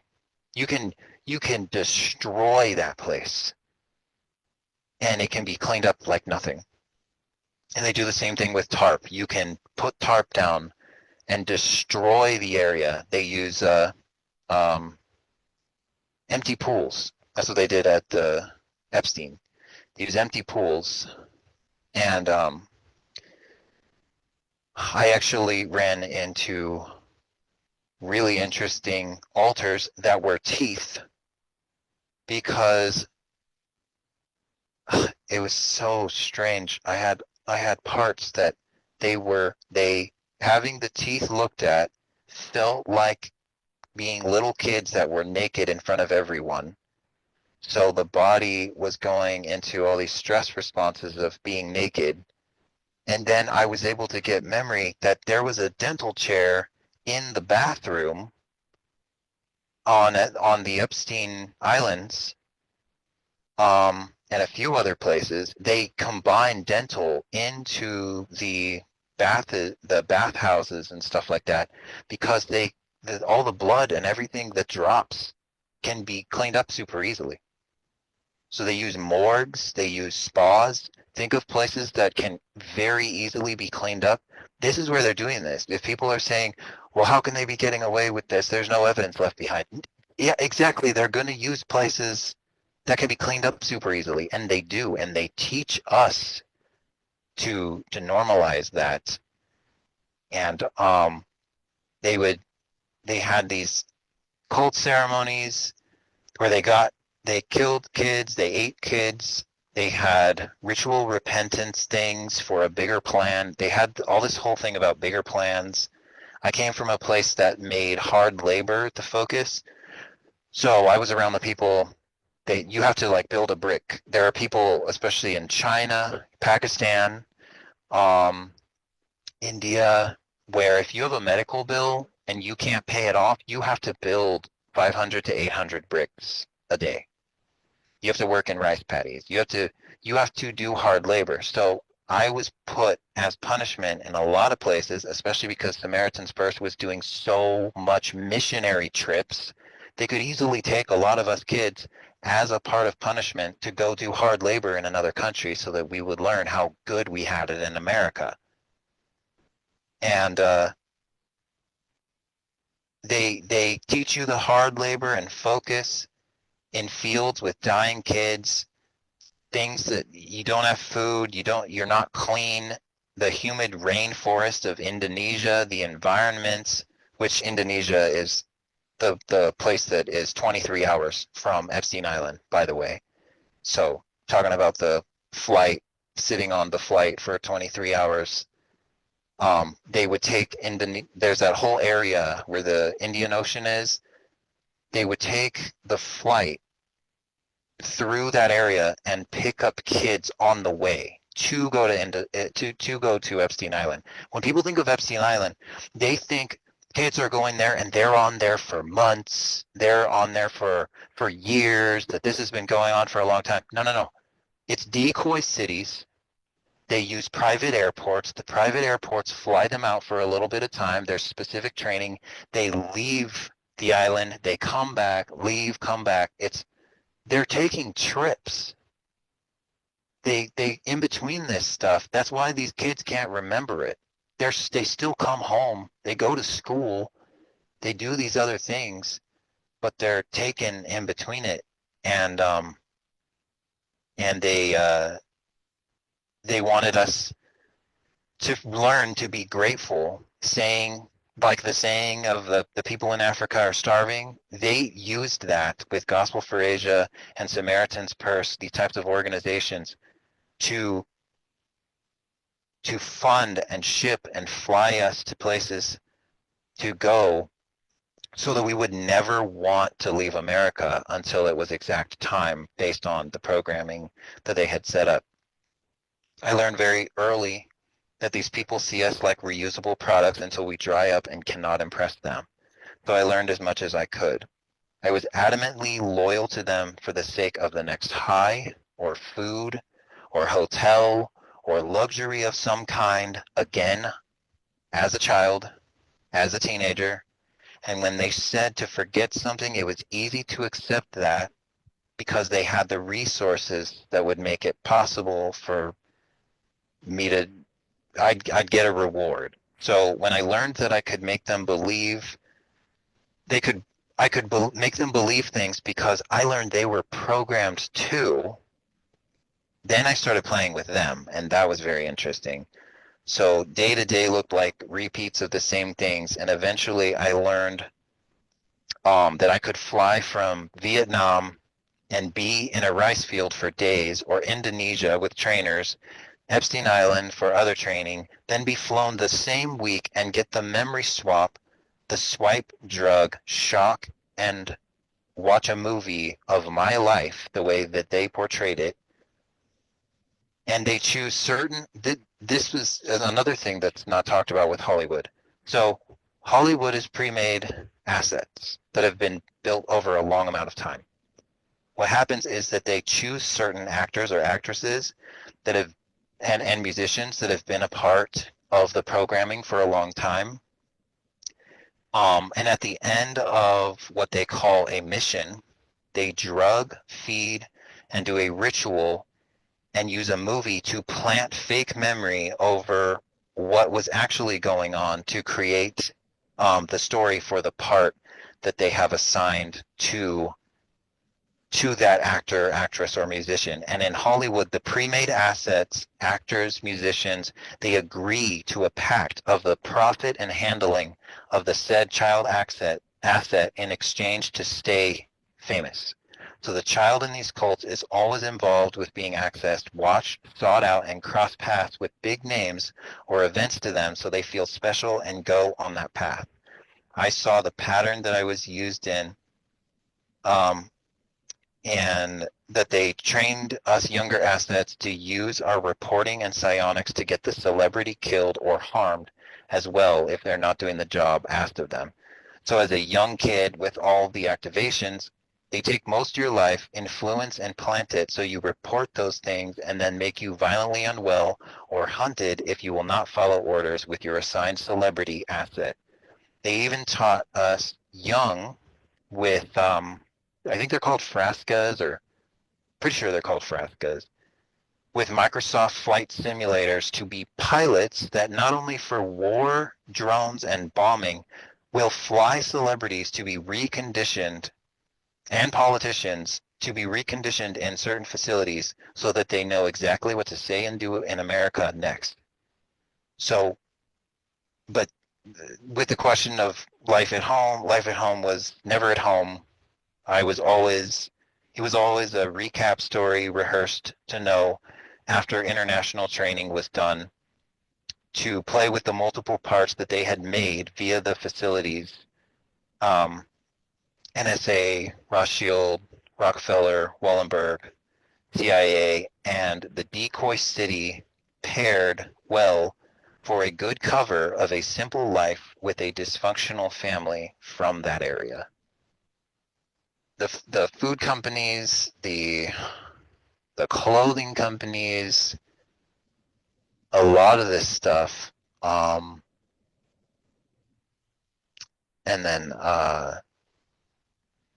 the welfare. There was the city out there that Britain or England bought around the same time as the welfare got really popular. Obama was the one. I have memory of Obama. We're on Indonesia, on the island.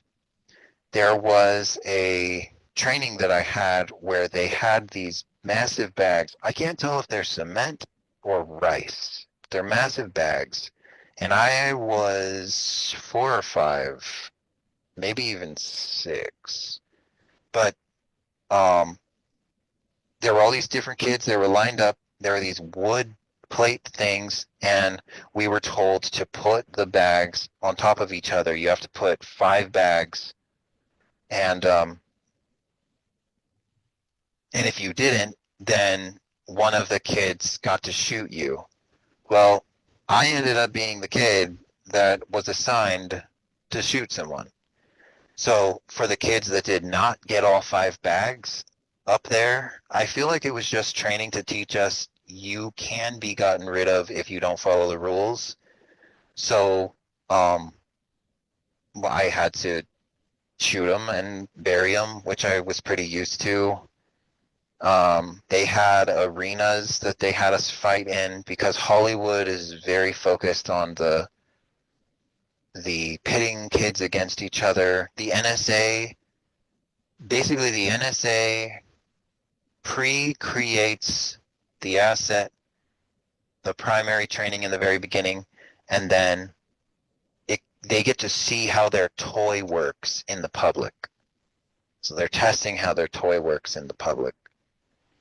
But I think the last thing that I have to say that has nothing to do with, well, I guess it does have something to do with this is sharing stuff about myself is, I'm glad I organized it to an extent, even if I tangent a little bit. But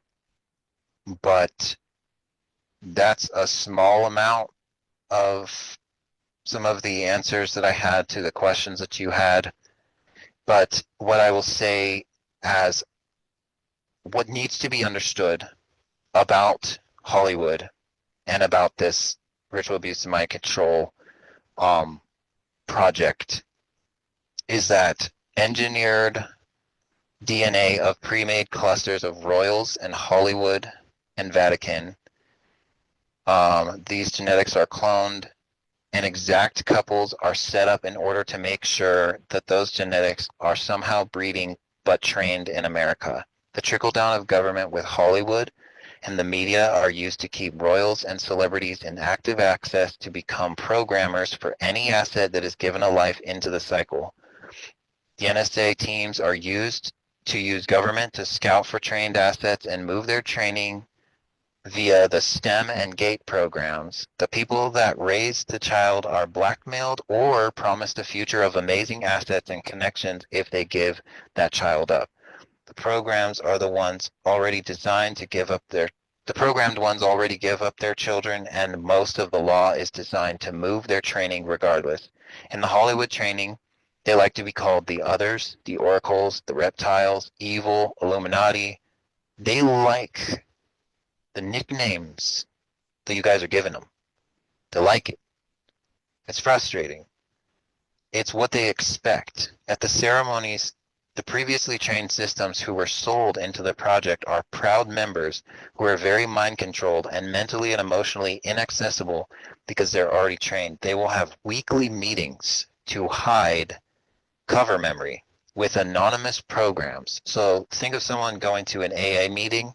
Actually, it's a cult gathering for seeing who is loyal to the group and is training the child correctly. So sometimes these anon programs are cover-ups for going to those other meetings. So they have an alibi to say that they went to that meeting technically, but they actually go to these Hollywood ceremonies, Hollywood meetups, and NSA check-ins. These meetings eventually have the children brought, but only by the time the correct part is made, who will say nothing about what they see. The whole see, hear, say, do evil thing, the covering the eyes and the ears and that shit. They hype the above ground people as the normal people, the normies they call them, with grandiose fears of torments that the cults do by learning from us kids what they fear most. They do that in their own separate rituals for when or if a part speaks. They waste time talking about that instead of, in reality, the Hollywood elite are the royal families, investment business in the NSA and Vatican using Freemason hierarchy methods, with religious locations being infiltrated, as well as business locations to make assets that have a bloodline connection that will be used to influence something. Those assets get severe training and the promise of reward in death, heaven, riches, or something that the child that it expresses that they desire for most anything. Most books say this is a lie. Like I've seen so many books that say they promise you everything, but it's a lie. No, actually it's not. It's not a lie for those that continue following the orders. So they're told that it's a lie. Actually, they do not lie about their promises. It's why celebrities live together in neighborhoods. It's why they are rich and famous. It's why they have fans. It's why the cult has to prove to these assets. If you think of celebrities as they see themselves as they have climbed this way, they are royal assets. These are children that came from the same type of stuff I came from and many other survivors. Um, and they are supposed to hate how much they've gone through and how much their programming won't allow them to be seen properly, that no one's going to listen to them. But guess what? The cult will. Guess what? Hollywood will. You can sing your sorrows away. You can perform. You can create something. You will always, your kinks and your weird stuff will always be accepted in your Hollywood circle because you earned it. That's what they tell you. So when these books are saying things about how you get lied to about the riches that you get, no, Hollywood is a perfect example of how you get what they said you'll get, but you're handled the whole time. So it's why that they are rich and famous. It's why they have fans. These are the cult proving to the program that they meant what they said if you don't break the rules. It's why Hollywood seems to have people who don't care about what they're singing about or performing.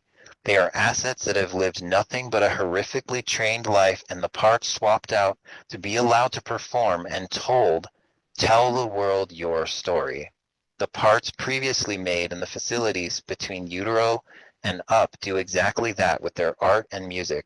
Hollywood is the public MK Ultra project that proves that if torture looks like fun or fame and creativity, and the asset can't remember their abuse unless it's the cover story, then money, assets, intel, and all things can be moved.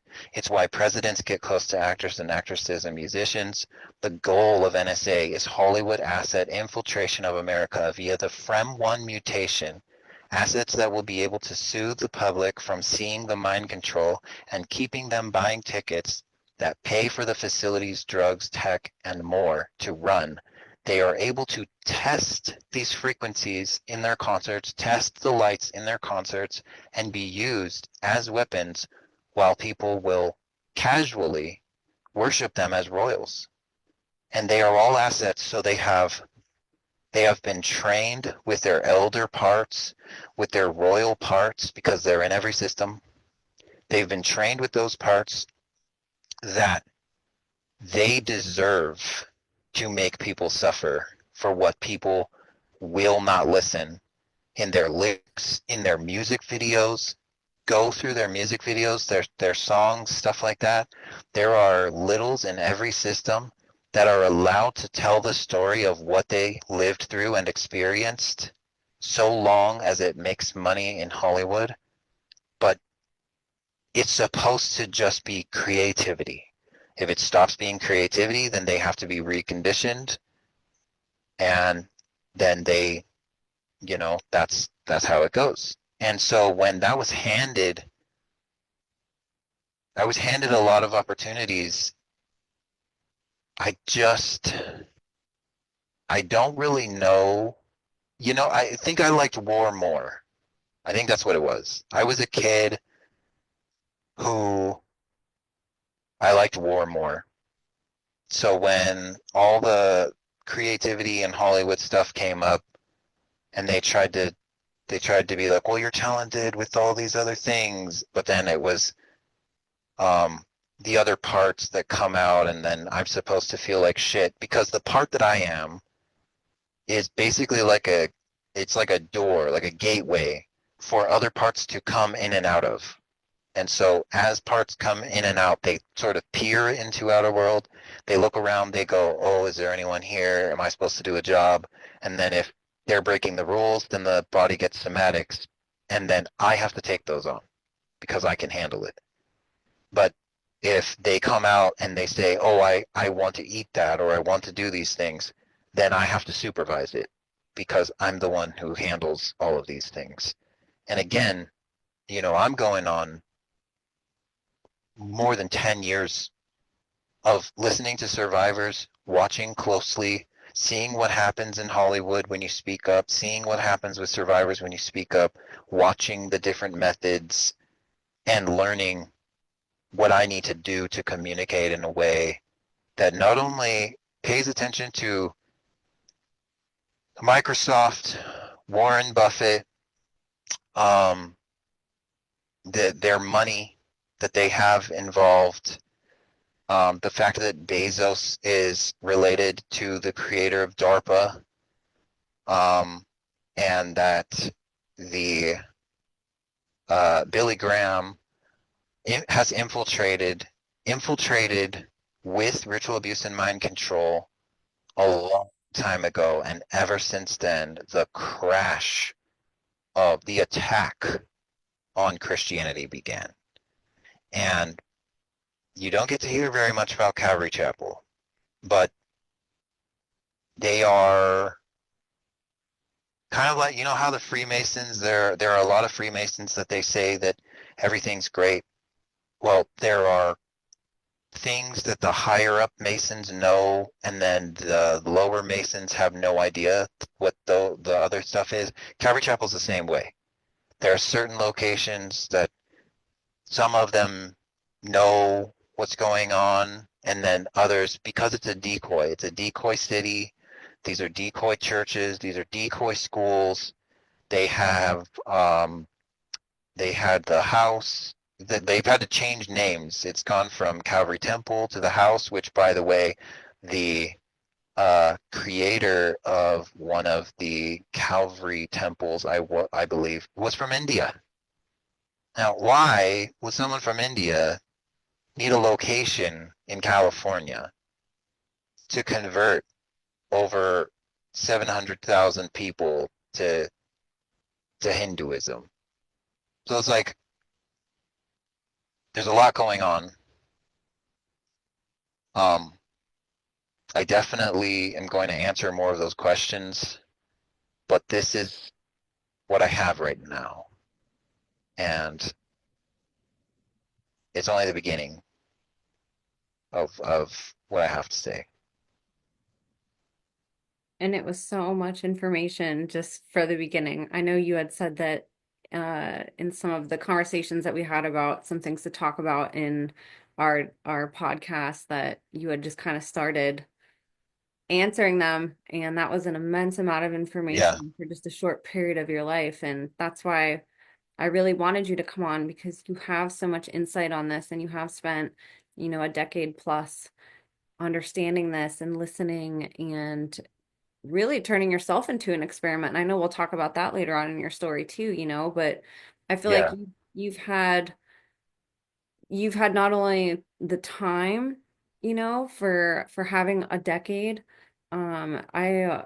I can't even imagine, just coming out of all of this and trying to navigate that, but now that you've had so much time under your belt, you can now sort of serve as a guide to others who are just waking up, and then you can take your understandings now and educate people like me who are just hearing about this, at this period in time, and help them understand how this works. It's so much information to take in. I think it's really hard to fit yeah, a great deal of understanding into, one podcast episode. You really do need to take a lot of time. And that's one of the problems on the internet is people are trying to fit this information into short little TikTok videos.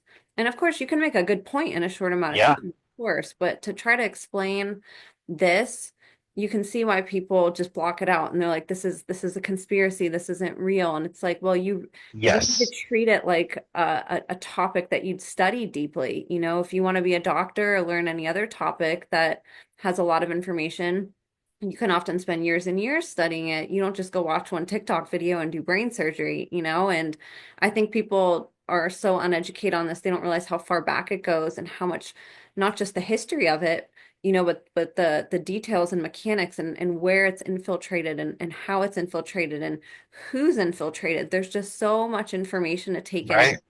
And I think your testimony, all the Yeah, the go ahead. the fact that nobody looked into the railroads was shocking to me. And Wallenberg is in charge of the SAS. They're in charge of airlines. We've got pharmaceutical with Europe, with Rothschild, Rockefeller, and medical infiltrated. We've got airlines with Wallenberg, and we've got the trains, the BNSF, via one of the richest people, Warren Buffett, and all these people just so happen to somehow coincide with immigrants, refugees, missionary groups, church charities, and then Franklin Graham, who runs Samaritan's Purse now, he he just casually gets away with everything while being able to use military assets and military stuff from a decoy city, a Truman Show type city. Because if you go there, it feels like, oh, it's just this town that people are like, it's not that big of a deal. No, it's corrupt beyond all reason because it was designed for this. Like that one guy that said the prisoner of war camps, where the Japanese and the Germans had their prisoner of war camps, is where these rituals were. That place is one of those places right next to where the prisoner of war camps was. So go back in history, look at American history needs to be studied because these people, the people from outside of America, if they're looking at America under a magnifying glass, they're getting really good at it. Sure, it takes a long time for them to enact everything that they want. And there are a lot of very corrupt people in America that have become a part of it, but there's a lot of influence. And it's not all coming from America. 100%. And I believe you had Yeah. some closing information that you wanted to share. But before you do that, for people who have maybe never heard of Samaritan's Purse, I think that's a big piece of this puzzle that gets really overlooked. I was wondering if you could do a brief explanation on what that is so people can see how it fits into this. So when I was young, there through Calvary Chapel, they would have these missions trips and they would use Samaritan's Purse and Gospel for Asia. Um, these charity companies exist to give, so like when stuff happened in Haiti, when there was different things in, well, the planned burning in Lahaina via the direct energy weapons that they trained us for, um, they send humanitarian aid, but they have specific groups set up to intercept what's needed with these charities. So the charities are very closely controlled and sponsored by people that are a part of the same groups. They're all in the same groups. They're all in the same bed, so to speak. And Samaritan's Purse sort of gets praised as humanitarian aid all over the world, whether it be medical or financial, um, wherever there's damages, wherever there's countries that are needing aid somehow. Because Billy Graham's whole thing was helping the people, that God is doing amazing things in people's life. You know, he was out there with uh he was in he was in India, I believe. Um my video, the video that I posted, I think it's called Update. The one where I share all the information with Billy Graham and everything like that, and how Hillary Clinton was with Bill, and they were in India as well.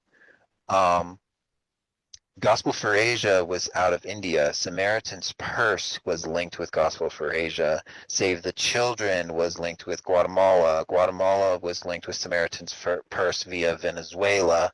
Venezuela and Puerto Rico are right next to Epstein Island. They were able to make trips. These fucks were getting so mad. They were able to make trips that looked like humanitarian aid. They could literally do humanitarian aid in other countries and then go to Epstein Island and drop off kids. So, in some places, are they going to give a bunch of kids food and shelter and save them? Yes. But are they going to drop off assets to be tortured? Yes. They do it both. They do both of it. But how do you say this? They do both.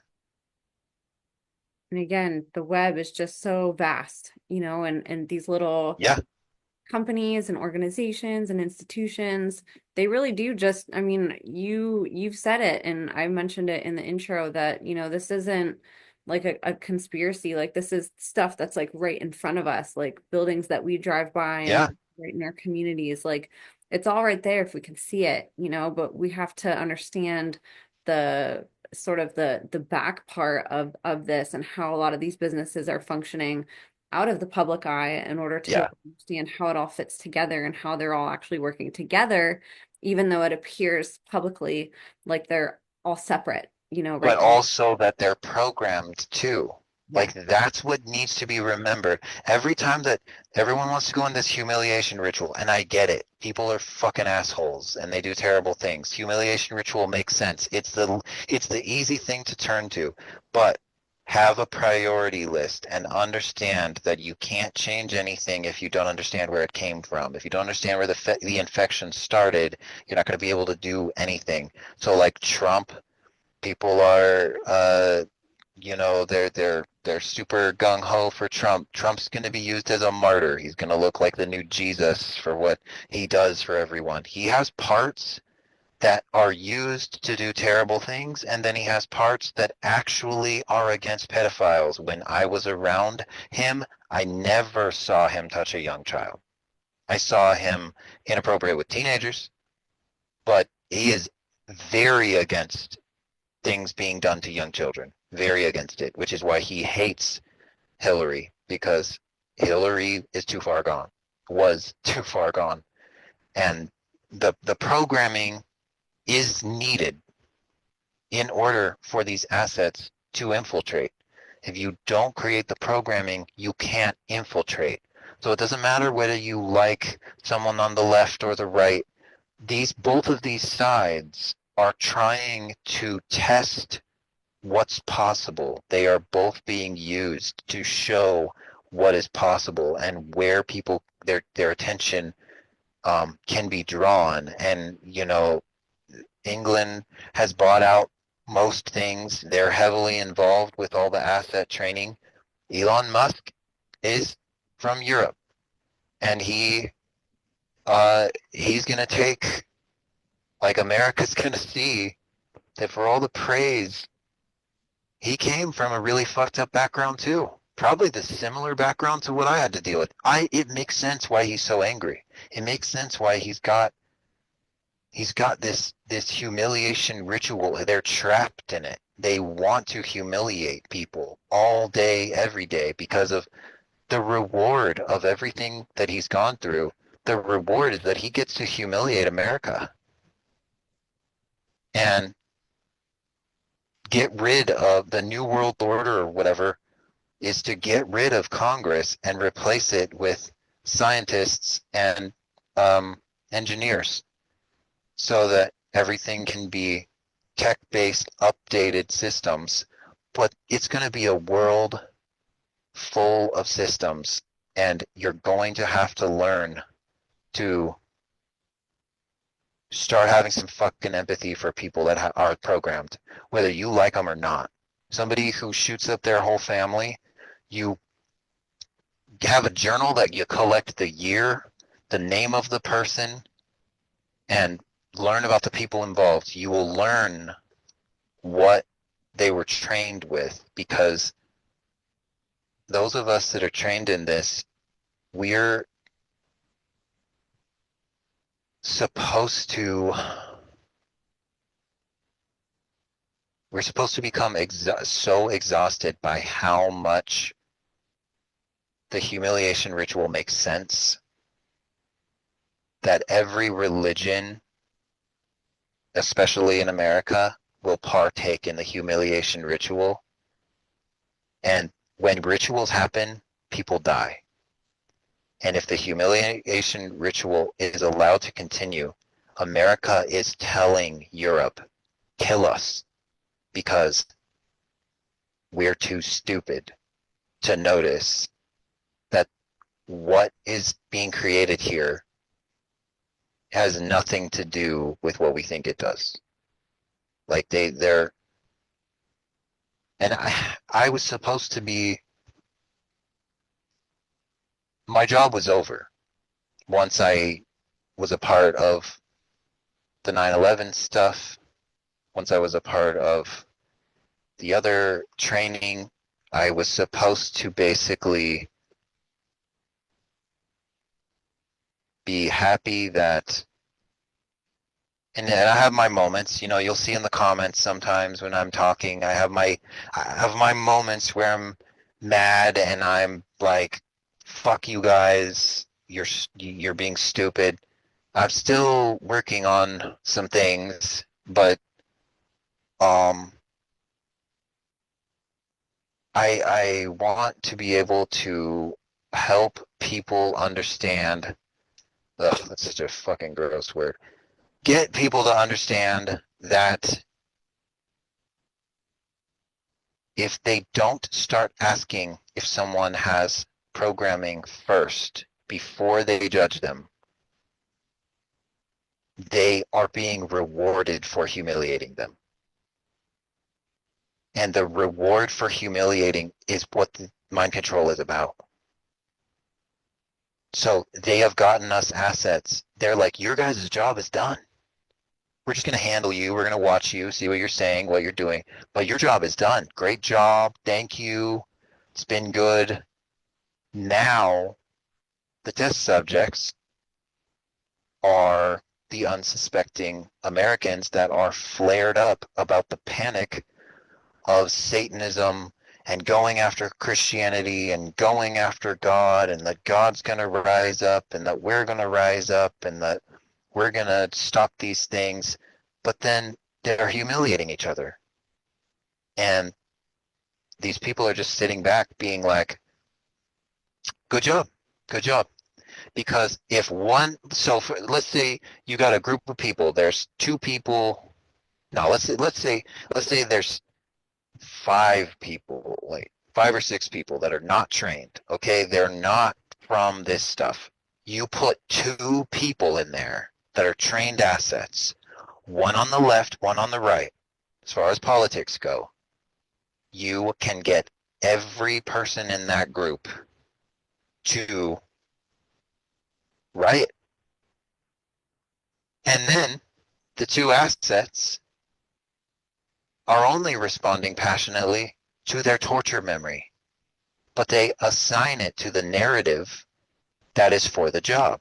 And if the job is only allowed to be talked about in this political or religious sense, then these people who have no idea that it's programming actually believe what those people say. And worst of all, the people that are programmed and activated at that point, they are coming from the mentality of a tortured 4-year-old.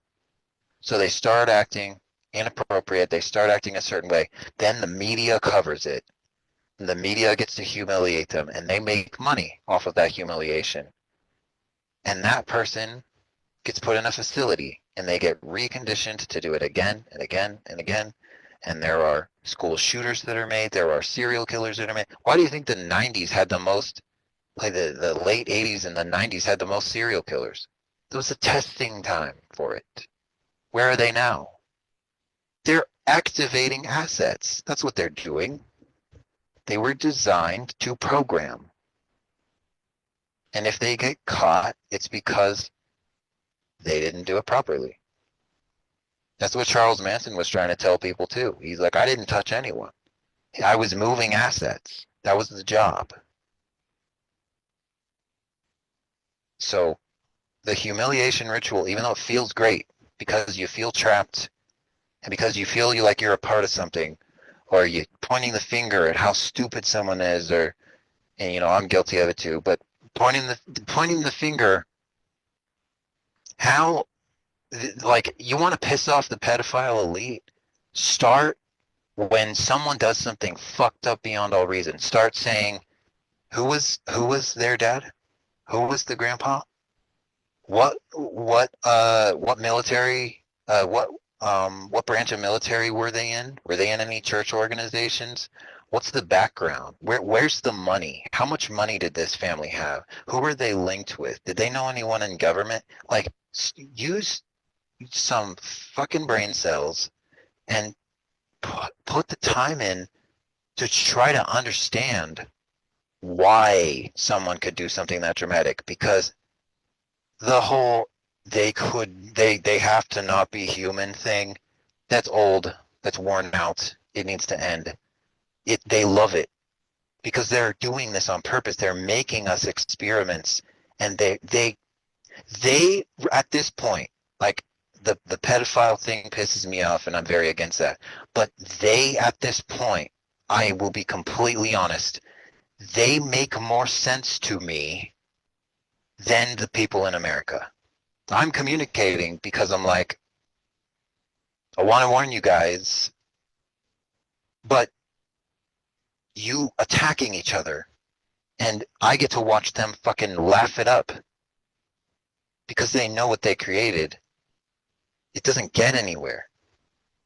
But if you start saying, you know what, such and such works for this facility, or they work for this company, I wonder why they started that. I wonder, and then, the school shooters, or the weird behavior, like whoever the fuck started the passing of allowing cat boxes in school because someone someone wants to identify as whatever the fuck, that needs to be studied, not humiliated. You're not doing anything by saying, oh, I can't believe there's cat boxes and these children. And shut the fuck up.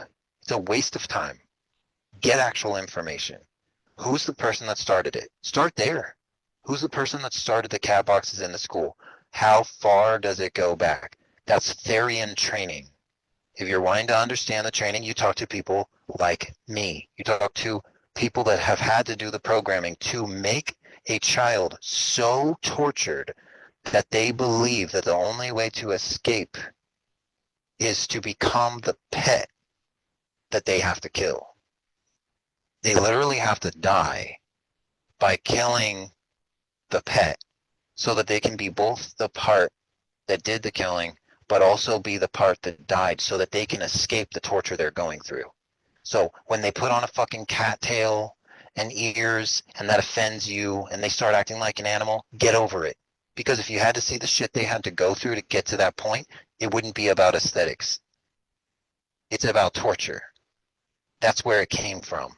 And they don't want you to have that conversation because the moment that you start talking about this stuff, the actual assets themselves have internal guards and internal programs to say, that's not true.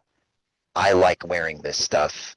I use a cat box. I'm into this fetish, whatever it is. They're supposed to convince you. They're mind controlled. That's their job. I had to train children. I had to sit in a facility for hours and hours and hours and take young children and torture them into believing that they left their body, and then bring them back and get them to believe that I'm God, just to be able to create a planet in their internal world where everything I said about that topic therefore became godlike. And all it took was shock, hours of torture, and drugs. I appreciate you bringing that up. I know that was a big, I don't know if it was a mistake or just kind of a learning curve, but when I first started waking up to all of this, that was one of the first things that I personally partook in was that humiliation. I would go online and I was so Yeah. fascinated and looking at the symbology of, oh my gosh, this celebrity's doing this and I need to go post about it. And they made this symbol and they're saying this. And Yeah. I had no comprehension of considering how somebody could get to a point where, they would be doing, being accused of something like that, or why would somebody be making these symbols and photos? And it's given me such a different outlook on the world. And I'm a big advocate on not posting that stuff. I try not to ever partake in it unless it's educational, sharing that, defending the person and Yeah. saying, this is dissociative identity disorder, or this is a part coding Yes. speaking, and trying to educate. And again, it doesn't mean that if somebody in one of these positions in Hollywood, a P Diddy committing a crime, that we're hearing about, it's not Yeah. excusing that. It's shining a light on how does a person become that. A child isn't just born violent, or somebody who wants to hurt people. Like, it really is a trained behavior over time. And it's something like what your story illustrates. It starts in the womb, that they're like, it's Yes. so against what humans naturally want to do that they have to start at that early to try to ingrain violence and these different programming methods to make Yeah, somebody. they know they only have a certain amount of time. Yeah. They know that. That's why they love babies. They worship babies. They see babies as both products, but also the most amazing thing on the planet, which is why when it's being pushed to have more kids, they're basically like, no, the old assets won't shut up. We need more babies to create more assets to kill the old ones because they have too much information. They need the new generation to kill the old generation because then they can repeat the same thing.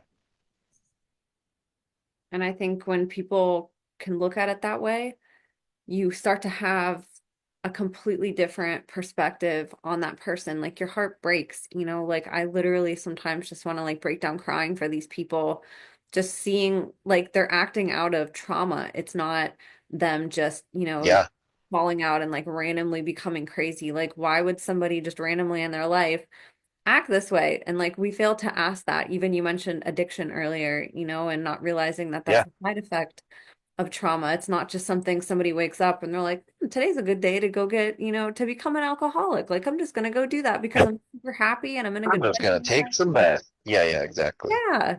Like, we forget to look at the root cause anymore. And, medicine perpetuates that too. We're so far away from like investigating and trying to find like Well, what, and the programmed systems too. I mean, that's what my experience. One of the reasons I didn't want to speak up, and one of the reasons that I basically was saying this place is fucked. Like I know that it was supposed to be, but I don't know how to.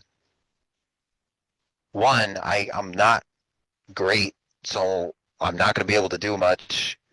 But whatever words I do have, if I did share them, uh, whatever warning is there, I have had to be in the position of programming not only the part that dies to escape the torture, but the part that does the torture, but the part that believes that they have nothing to do with it and that they were somewhere else and that they end up watching a movie and becoming the character in the movie, usually Disney. And then the parts that defend to the death that they were never in this stuff. Those are the parts that I don't do well with because if you take someone's most terrifying moment where they either died and came back to life because of however the situation was, like uh, I have scars all over me because of all of the hanging and the different things that they did. And psionic assets are used to heal their own wounds. I had to close up my throat being slit. I had to learn how to close up my own wounds. Um, and you survive these types of things, but they call them necklines on a lot of us. They call things skin spots. They call things all kinds of stuff. But you don't want to have. I don't want to have the memory of when I was gasping for my life and going to die as a young child and being screamed at while my throat is slit open to close my own wounds and then have them use the fact that I knocked myself out as a way to close my wounds and say that I did it. Either I did with psionic skills or that's complete bullshit and it got closed up. Either way, that's what happened. But being screamed at in general is one thing, but being screamed at as you're literally fucking dying as a kid, that's huge. So take that.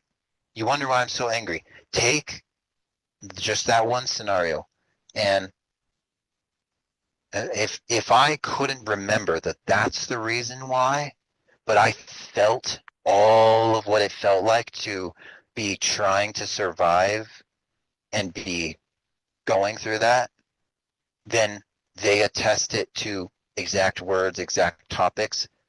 Everything I feel about that combines with the narrative now that they've planted because I don't get to have memory of it. That's what these people, when you see these, they're making fun of the fucking those lunatics with the rainbow hair. Like I get it, they're fucking annoying. They're a whole psyops. They're a project. That's what they are, though. They're a project, and projects deserve empathy too. And even though they piss me off, it's a thing. They need to be paid attention to. But the screaming and mocking them and calling them evil, these are kids that had their throats slit too. They had their arms cut too. They were stuffed in boxes. They were drowned. These are kids that were tortured because I'm going to tell you, when you're a programmer, your job is to compartmentalize and condense that torture into enough of a segment so that you can quickly heal them. You give them a drug to make them feel euphoric as shit so that they feel like something outside of them heals them.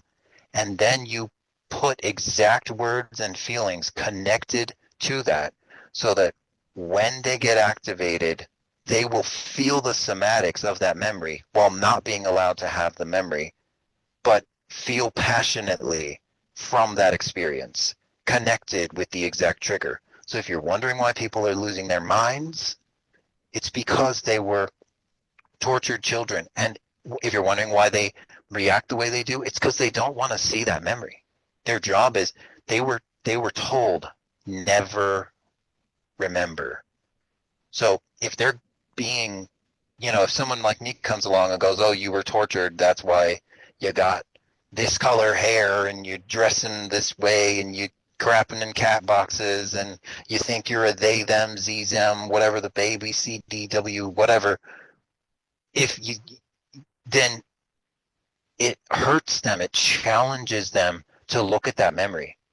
And they run to the doctors because that's what they're trained. I remember I had to help with that too. They have to immediately recall to a therapist, to a doctor, to the DSM.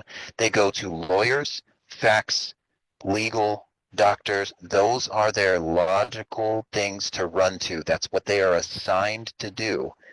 and they are not allowed to stray from that. So if someone says, I have this disorder, that disorder, and it's all written, they're very proud. I remember the kids would be very proud to be diagnosed with something.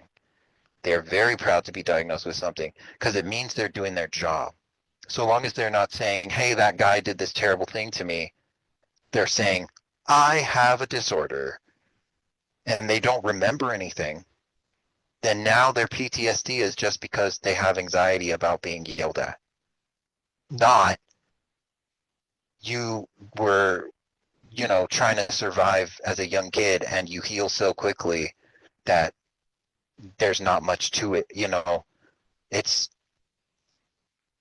there's a lot that people aren't paying attention to. And even though these people are annoying, I know they are. The goal was to make them so unbelievable that people would join in a humiliation ritual so that the grand plan of humiliating America is accepted before they are eradicated. It is a ritual. And when you join in it, not on some energy or psionic level, but when you join in it, you can't kick open the door of the house that has somebody that is torturing a kid with an animal. You know, there's there's a reason why these kids are doing this stuff. They're not insane. They're trained, and there's a huge difference. And if you don't have a heart for what they might have gone through first, then you get used by the same people that did the fucked up shit, and they're just going to be an adult that in the next generation hates the older generation for not protecting them. And if they're smart, if they're given, Epstein was given, what was it, 60 million and a mansion. Who knows what that guy went through? He went through tons. And then they show up, they go, we're going to give you a shitload of money. We're going to give you this island. You can live there. You can do your own thing. And your persecutors can play and do whatever they want. That's the kind of person that you can create when you join humiliation rituals. And I'm not saying they're not responsible for their own actions, but I'm saying you can reverse persecution parts by giving them some fucking empathy. I lived it. So, and I hate to admit it, but I get programs all the time that are like, they are designed to try to get me to do something horrible.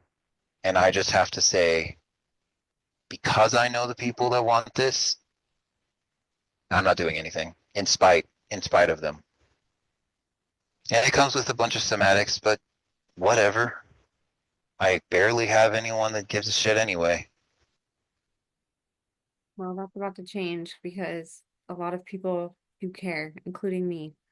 And we're really grateful to get to learn from you. Like you said, it's a miracle that we get to learn from you and others. And it's a celebration that we get to shine a light on all of this bullshit that has just been lingering Yeah. in the dark right in front of us for far too long. And I know, like you said, we just got started on your story, and I really look forward to having you back many more times, I hope, so we can continue shining a light Yeah. a little bit. And did you want to share what you had prepared to close with?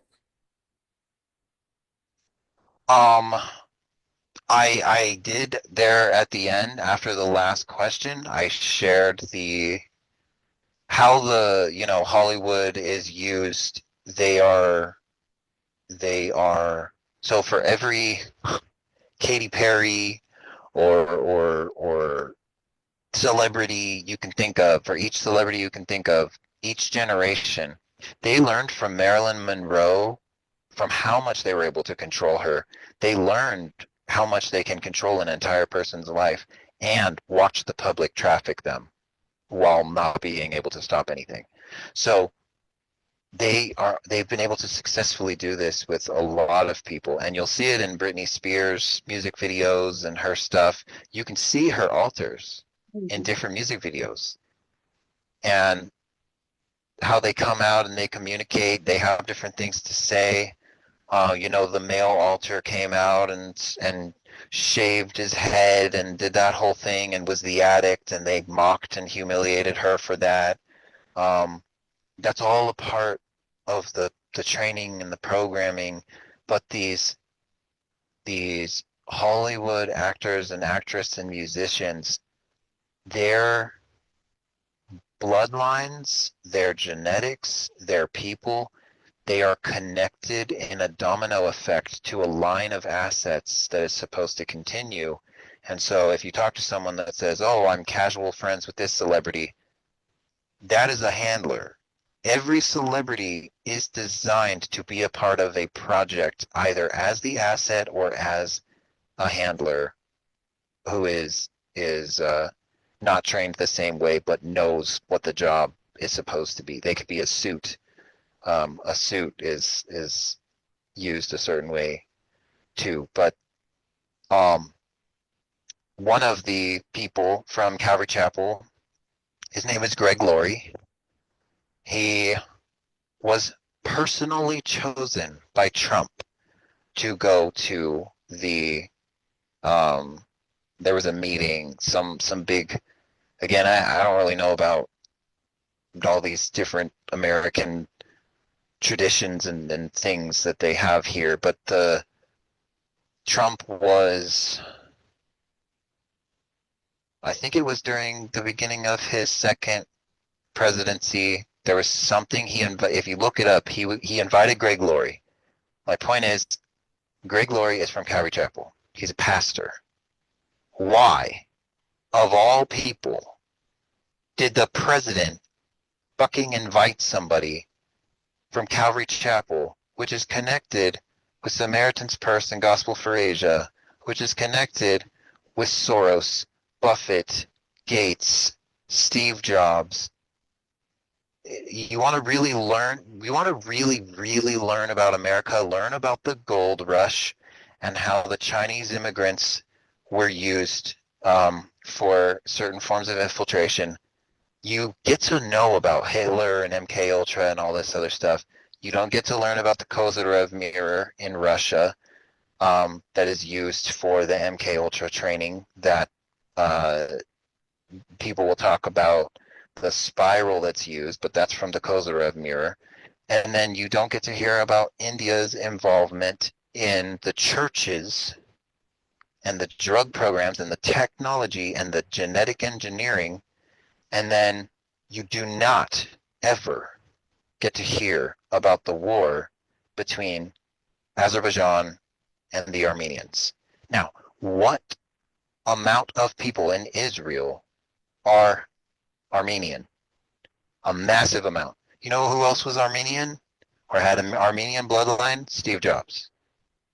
So learn about the Azerbaijani war, which if you learn about the orphanage there is somebody who won't stop whistleblowing about the case of this little girl named Totu. I think it might have even been a boy. I'm not really sure. But she doesn't understand the language because what she's trying to talk about is ritual abuse and mind control. But she understands it as child trafficking.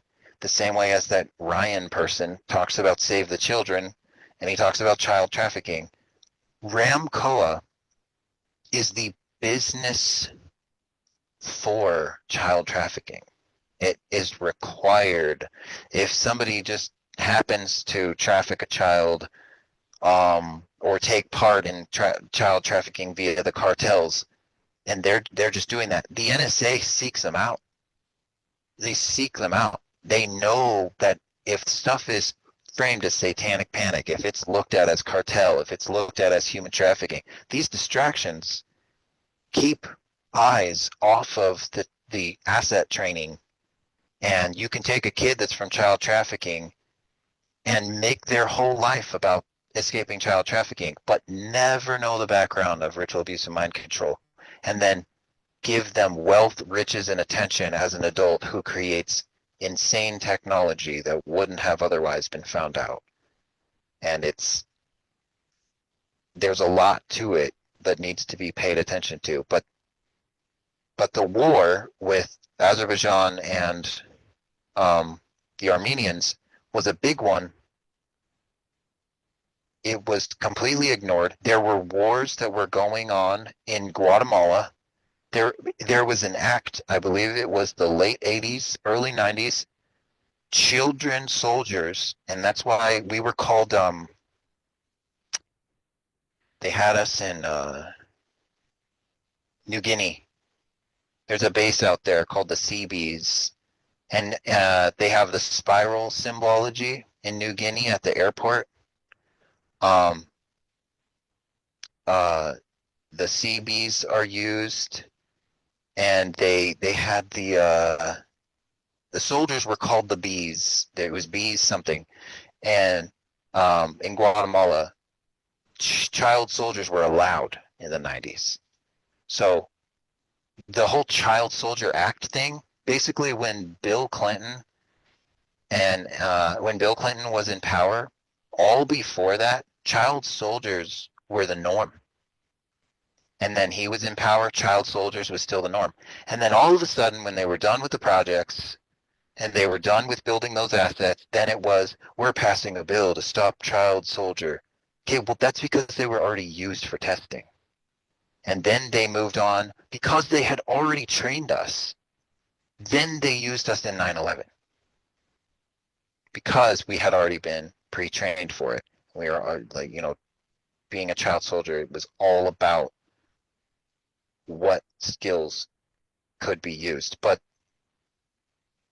this is why, if you pay attention to the war between Armenians and the Azerbaijani, the Armenians moved to that Decoy city, and they have been communicating ever since then between Israel and California. Thank you for sharing all of that. Again, it's so crucial that people learn about this because we're not going to understand anything in the present if we don't understand the past. And we especially can't prevent Yeah, anything from happening in the future unless we understand both the past, how it relates to the future, and what steps we need to take in order to sort of flip the script and help reverse this so children of the future don't have to go through what you did, and again, I just really yeah. grateful that you decided to speak out. I know that that couldn't have been an easy decision in any way. I'm sure that you've had some blowback for that, along with everybody else who has come forward. It's really a great honor and lucky for us. I know you're speaking on my podcast. You have done podcast on Anastasia's channel, but you're also creating your own content, and I wanted you to talk a little bit about that. I'd love for people to follow you there. You Oh, have yeah. great information on your channel too, and wanted you to promote that a little bit and let people know where they can go follow you. Um, well, I don't really understand. I mean, for being, trained with all the AI bullshit, I should understand technology a lot better. But I don't really understand the websites that are used for this kind of thing because to me, YouTube is compromised. And Rumble, the color coordination for Rumble, it's super obvious to me that stuff's going to be up for a little while until the government starts to find the assets that are talking too much. The colors that they used are based on the parts that they're looking for. And so I basically was like, oh, okay, well, whatever. So uh, I I think it's the same thing. I think it's Oblockheed, pretty sure. Maybe you can put like a link or something like that. But I basically go through um, a lot of information about Freemasons. I talk about different parts. I talk about uh, color programming. If you're a survivor, there's certain videos that have some pretty disturbing shit in them. I, I, it, You can watch them, but just be careful. They can be pretty graphic. And this is just stuff that I've collected over a massive amount of time. Currently, I actually do help and work with a lot of systems, whether they are um, younger or as old as up to 80 years old. I've gotten to learn about history from helping systems that have memory of the world when they were a kid and getting to see the differences and put the different patterns together. But um, I'm trying to use this as a way to educate somewhat. I know that if I start getting too much attention, it will get the attention of my handlers because they're very wealthy, and I know that their dumbasses are gonna try to do something or whatever. Basically, if there's some massive smear campaign or something online that's like, oh, Oblockheed is actually blah blah blah, or whatever they can come up with. I want you guys to know I don't give a fuck, and I'm gonna deny everything. You could put stuff out there. You can call me what you want. You can do what you want. I'm bored. I'm unfazed. When you've had a drill in your mouth and all your teeth removed, when you've had your face sliced up, when you've hung by hooks, when you've had your throat slit, when you've been drowned, I don't know how many times and had to fight in multiple wars at 4 years old, you stop giving a fuck, you know? So that's me. I don't give a shit what you have to say. And I'm sharing this stuff, and you can have access to my videos if you want them, and I'll update them with what I can. I'm not always pleasant to listen to or talk to, but but it's there, and I don't know what else to say about it. And it's extremely valuable. And his channel, like he said, is Oblockheed M. I have it up on the channel if you're watching.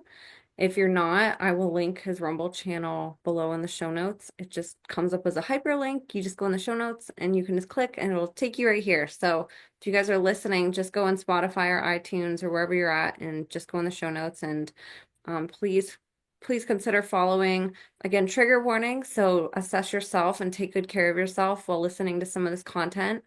But if you do have the propensity for it and the health for it, I would highly recommend all of these videos. Some of them are a little bit shorter, some of them are longer, and they're just filled with information very similar to what you heard today.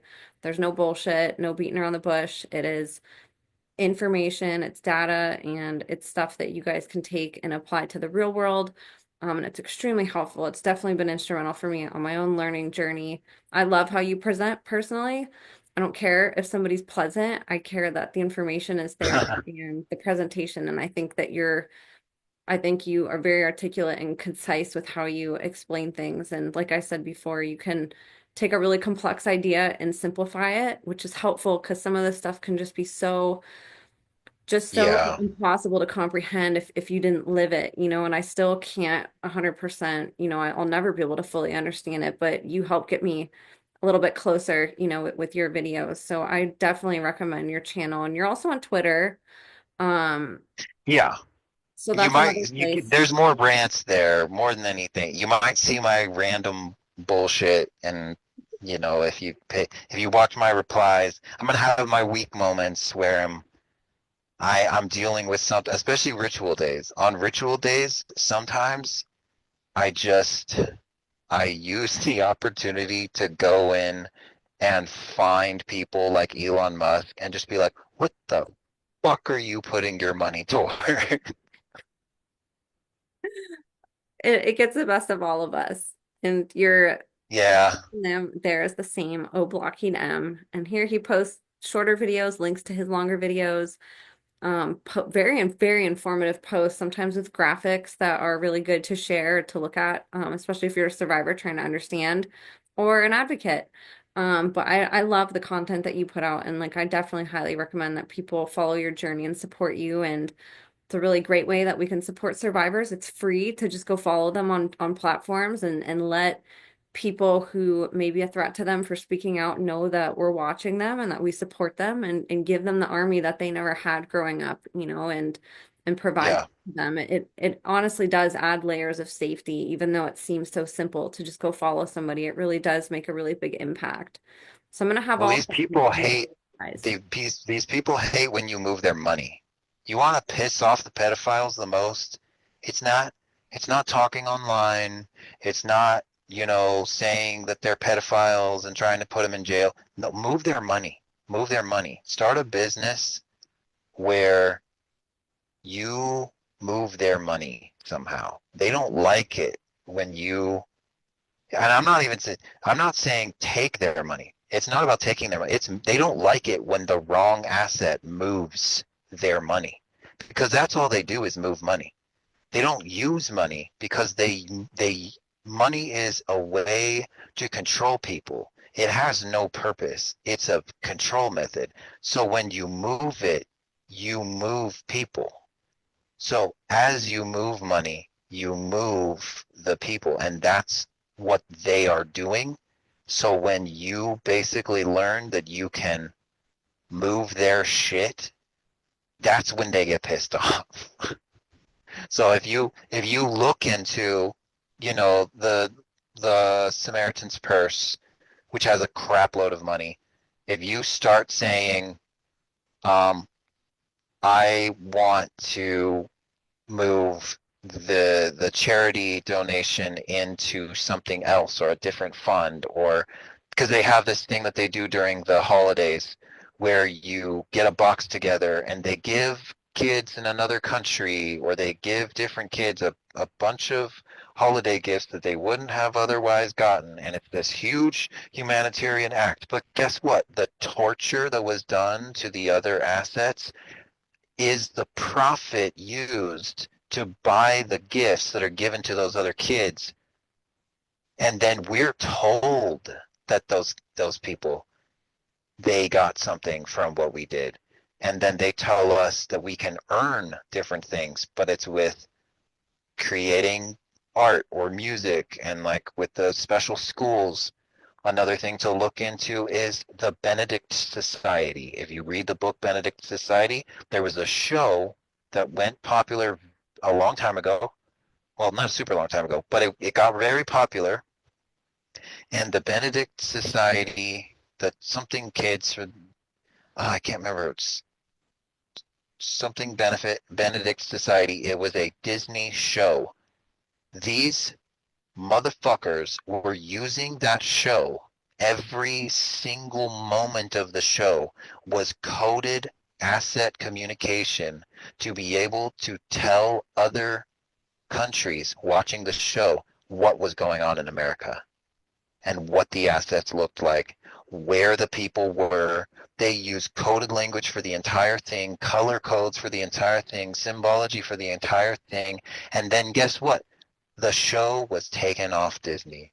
You can't find it because it had a bunch of messages in it, and they used the news, they used cartoons, they used shows to be able to communicate to the assets that are moving the money.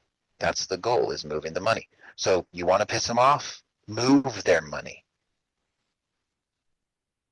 Yes. Yes, yes, yes. I love that. And is there anything else that you wanted to talk about today before we close up? I I think I said a lot. I know that I use the word NSA, um, because that's like, if people don't really know much about the NSA, what I basically just say is that the hierarchical intended dissociative business for the sake of creating ritual abuse and mind control assets uses the money between um, Britain, Scotland, uh, Germany, Sweden, and then capitalizes on the religious wars that are going on to exploit those wars so that assets can be used that people will talk about. Assets are in the middle of this, and a tortured child that becomes an adult that has activations to spontaneously go to another country and do something fucked up is not someone who hates that country. That is someone who is activated. It is very easy. It was very easy. I was a kid and I was able to help with the creation of ISIS.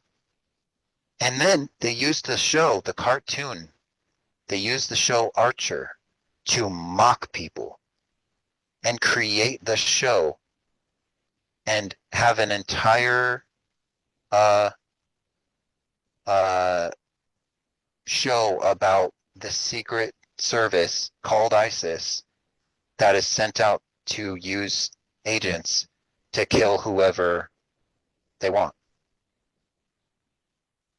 But more than likely, that show was created by a system who is trying to tell the truth.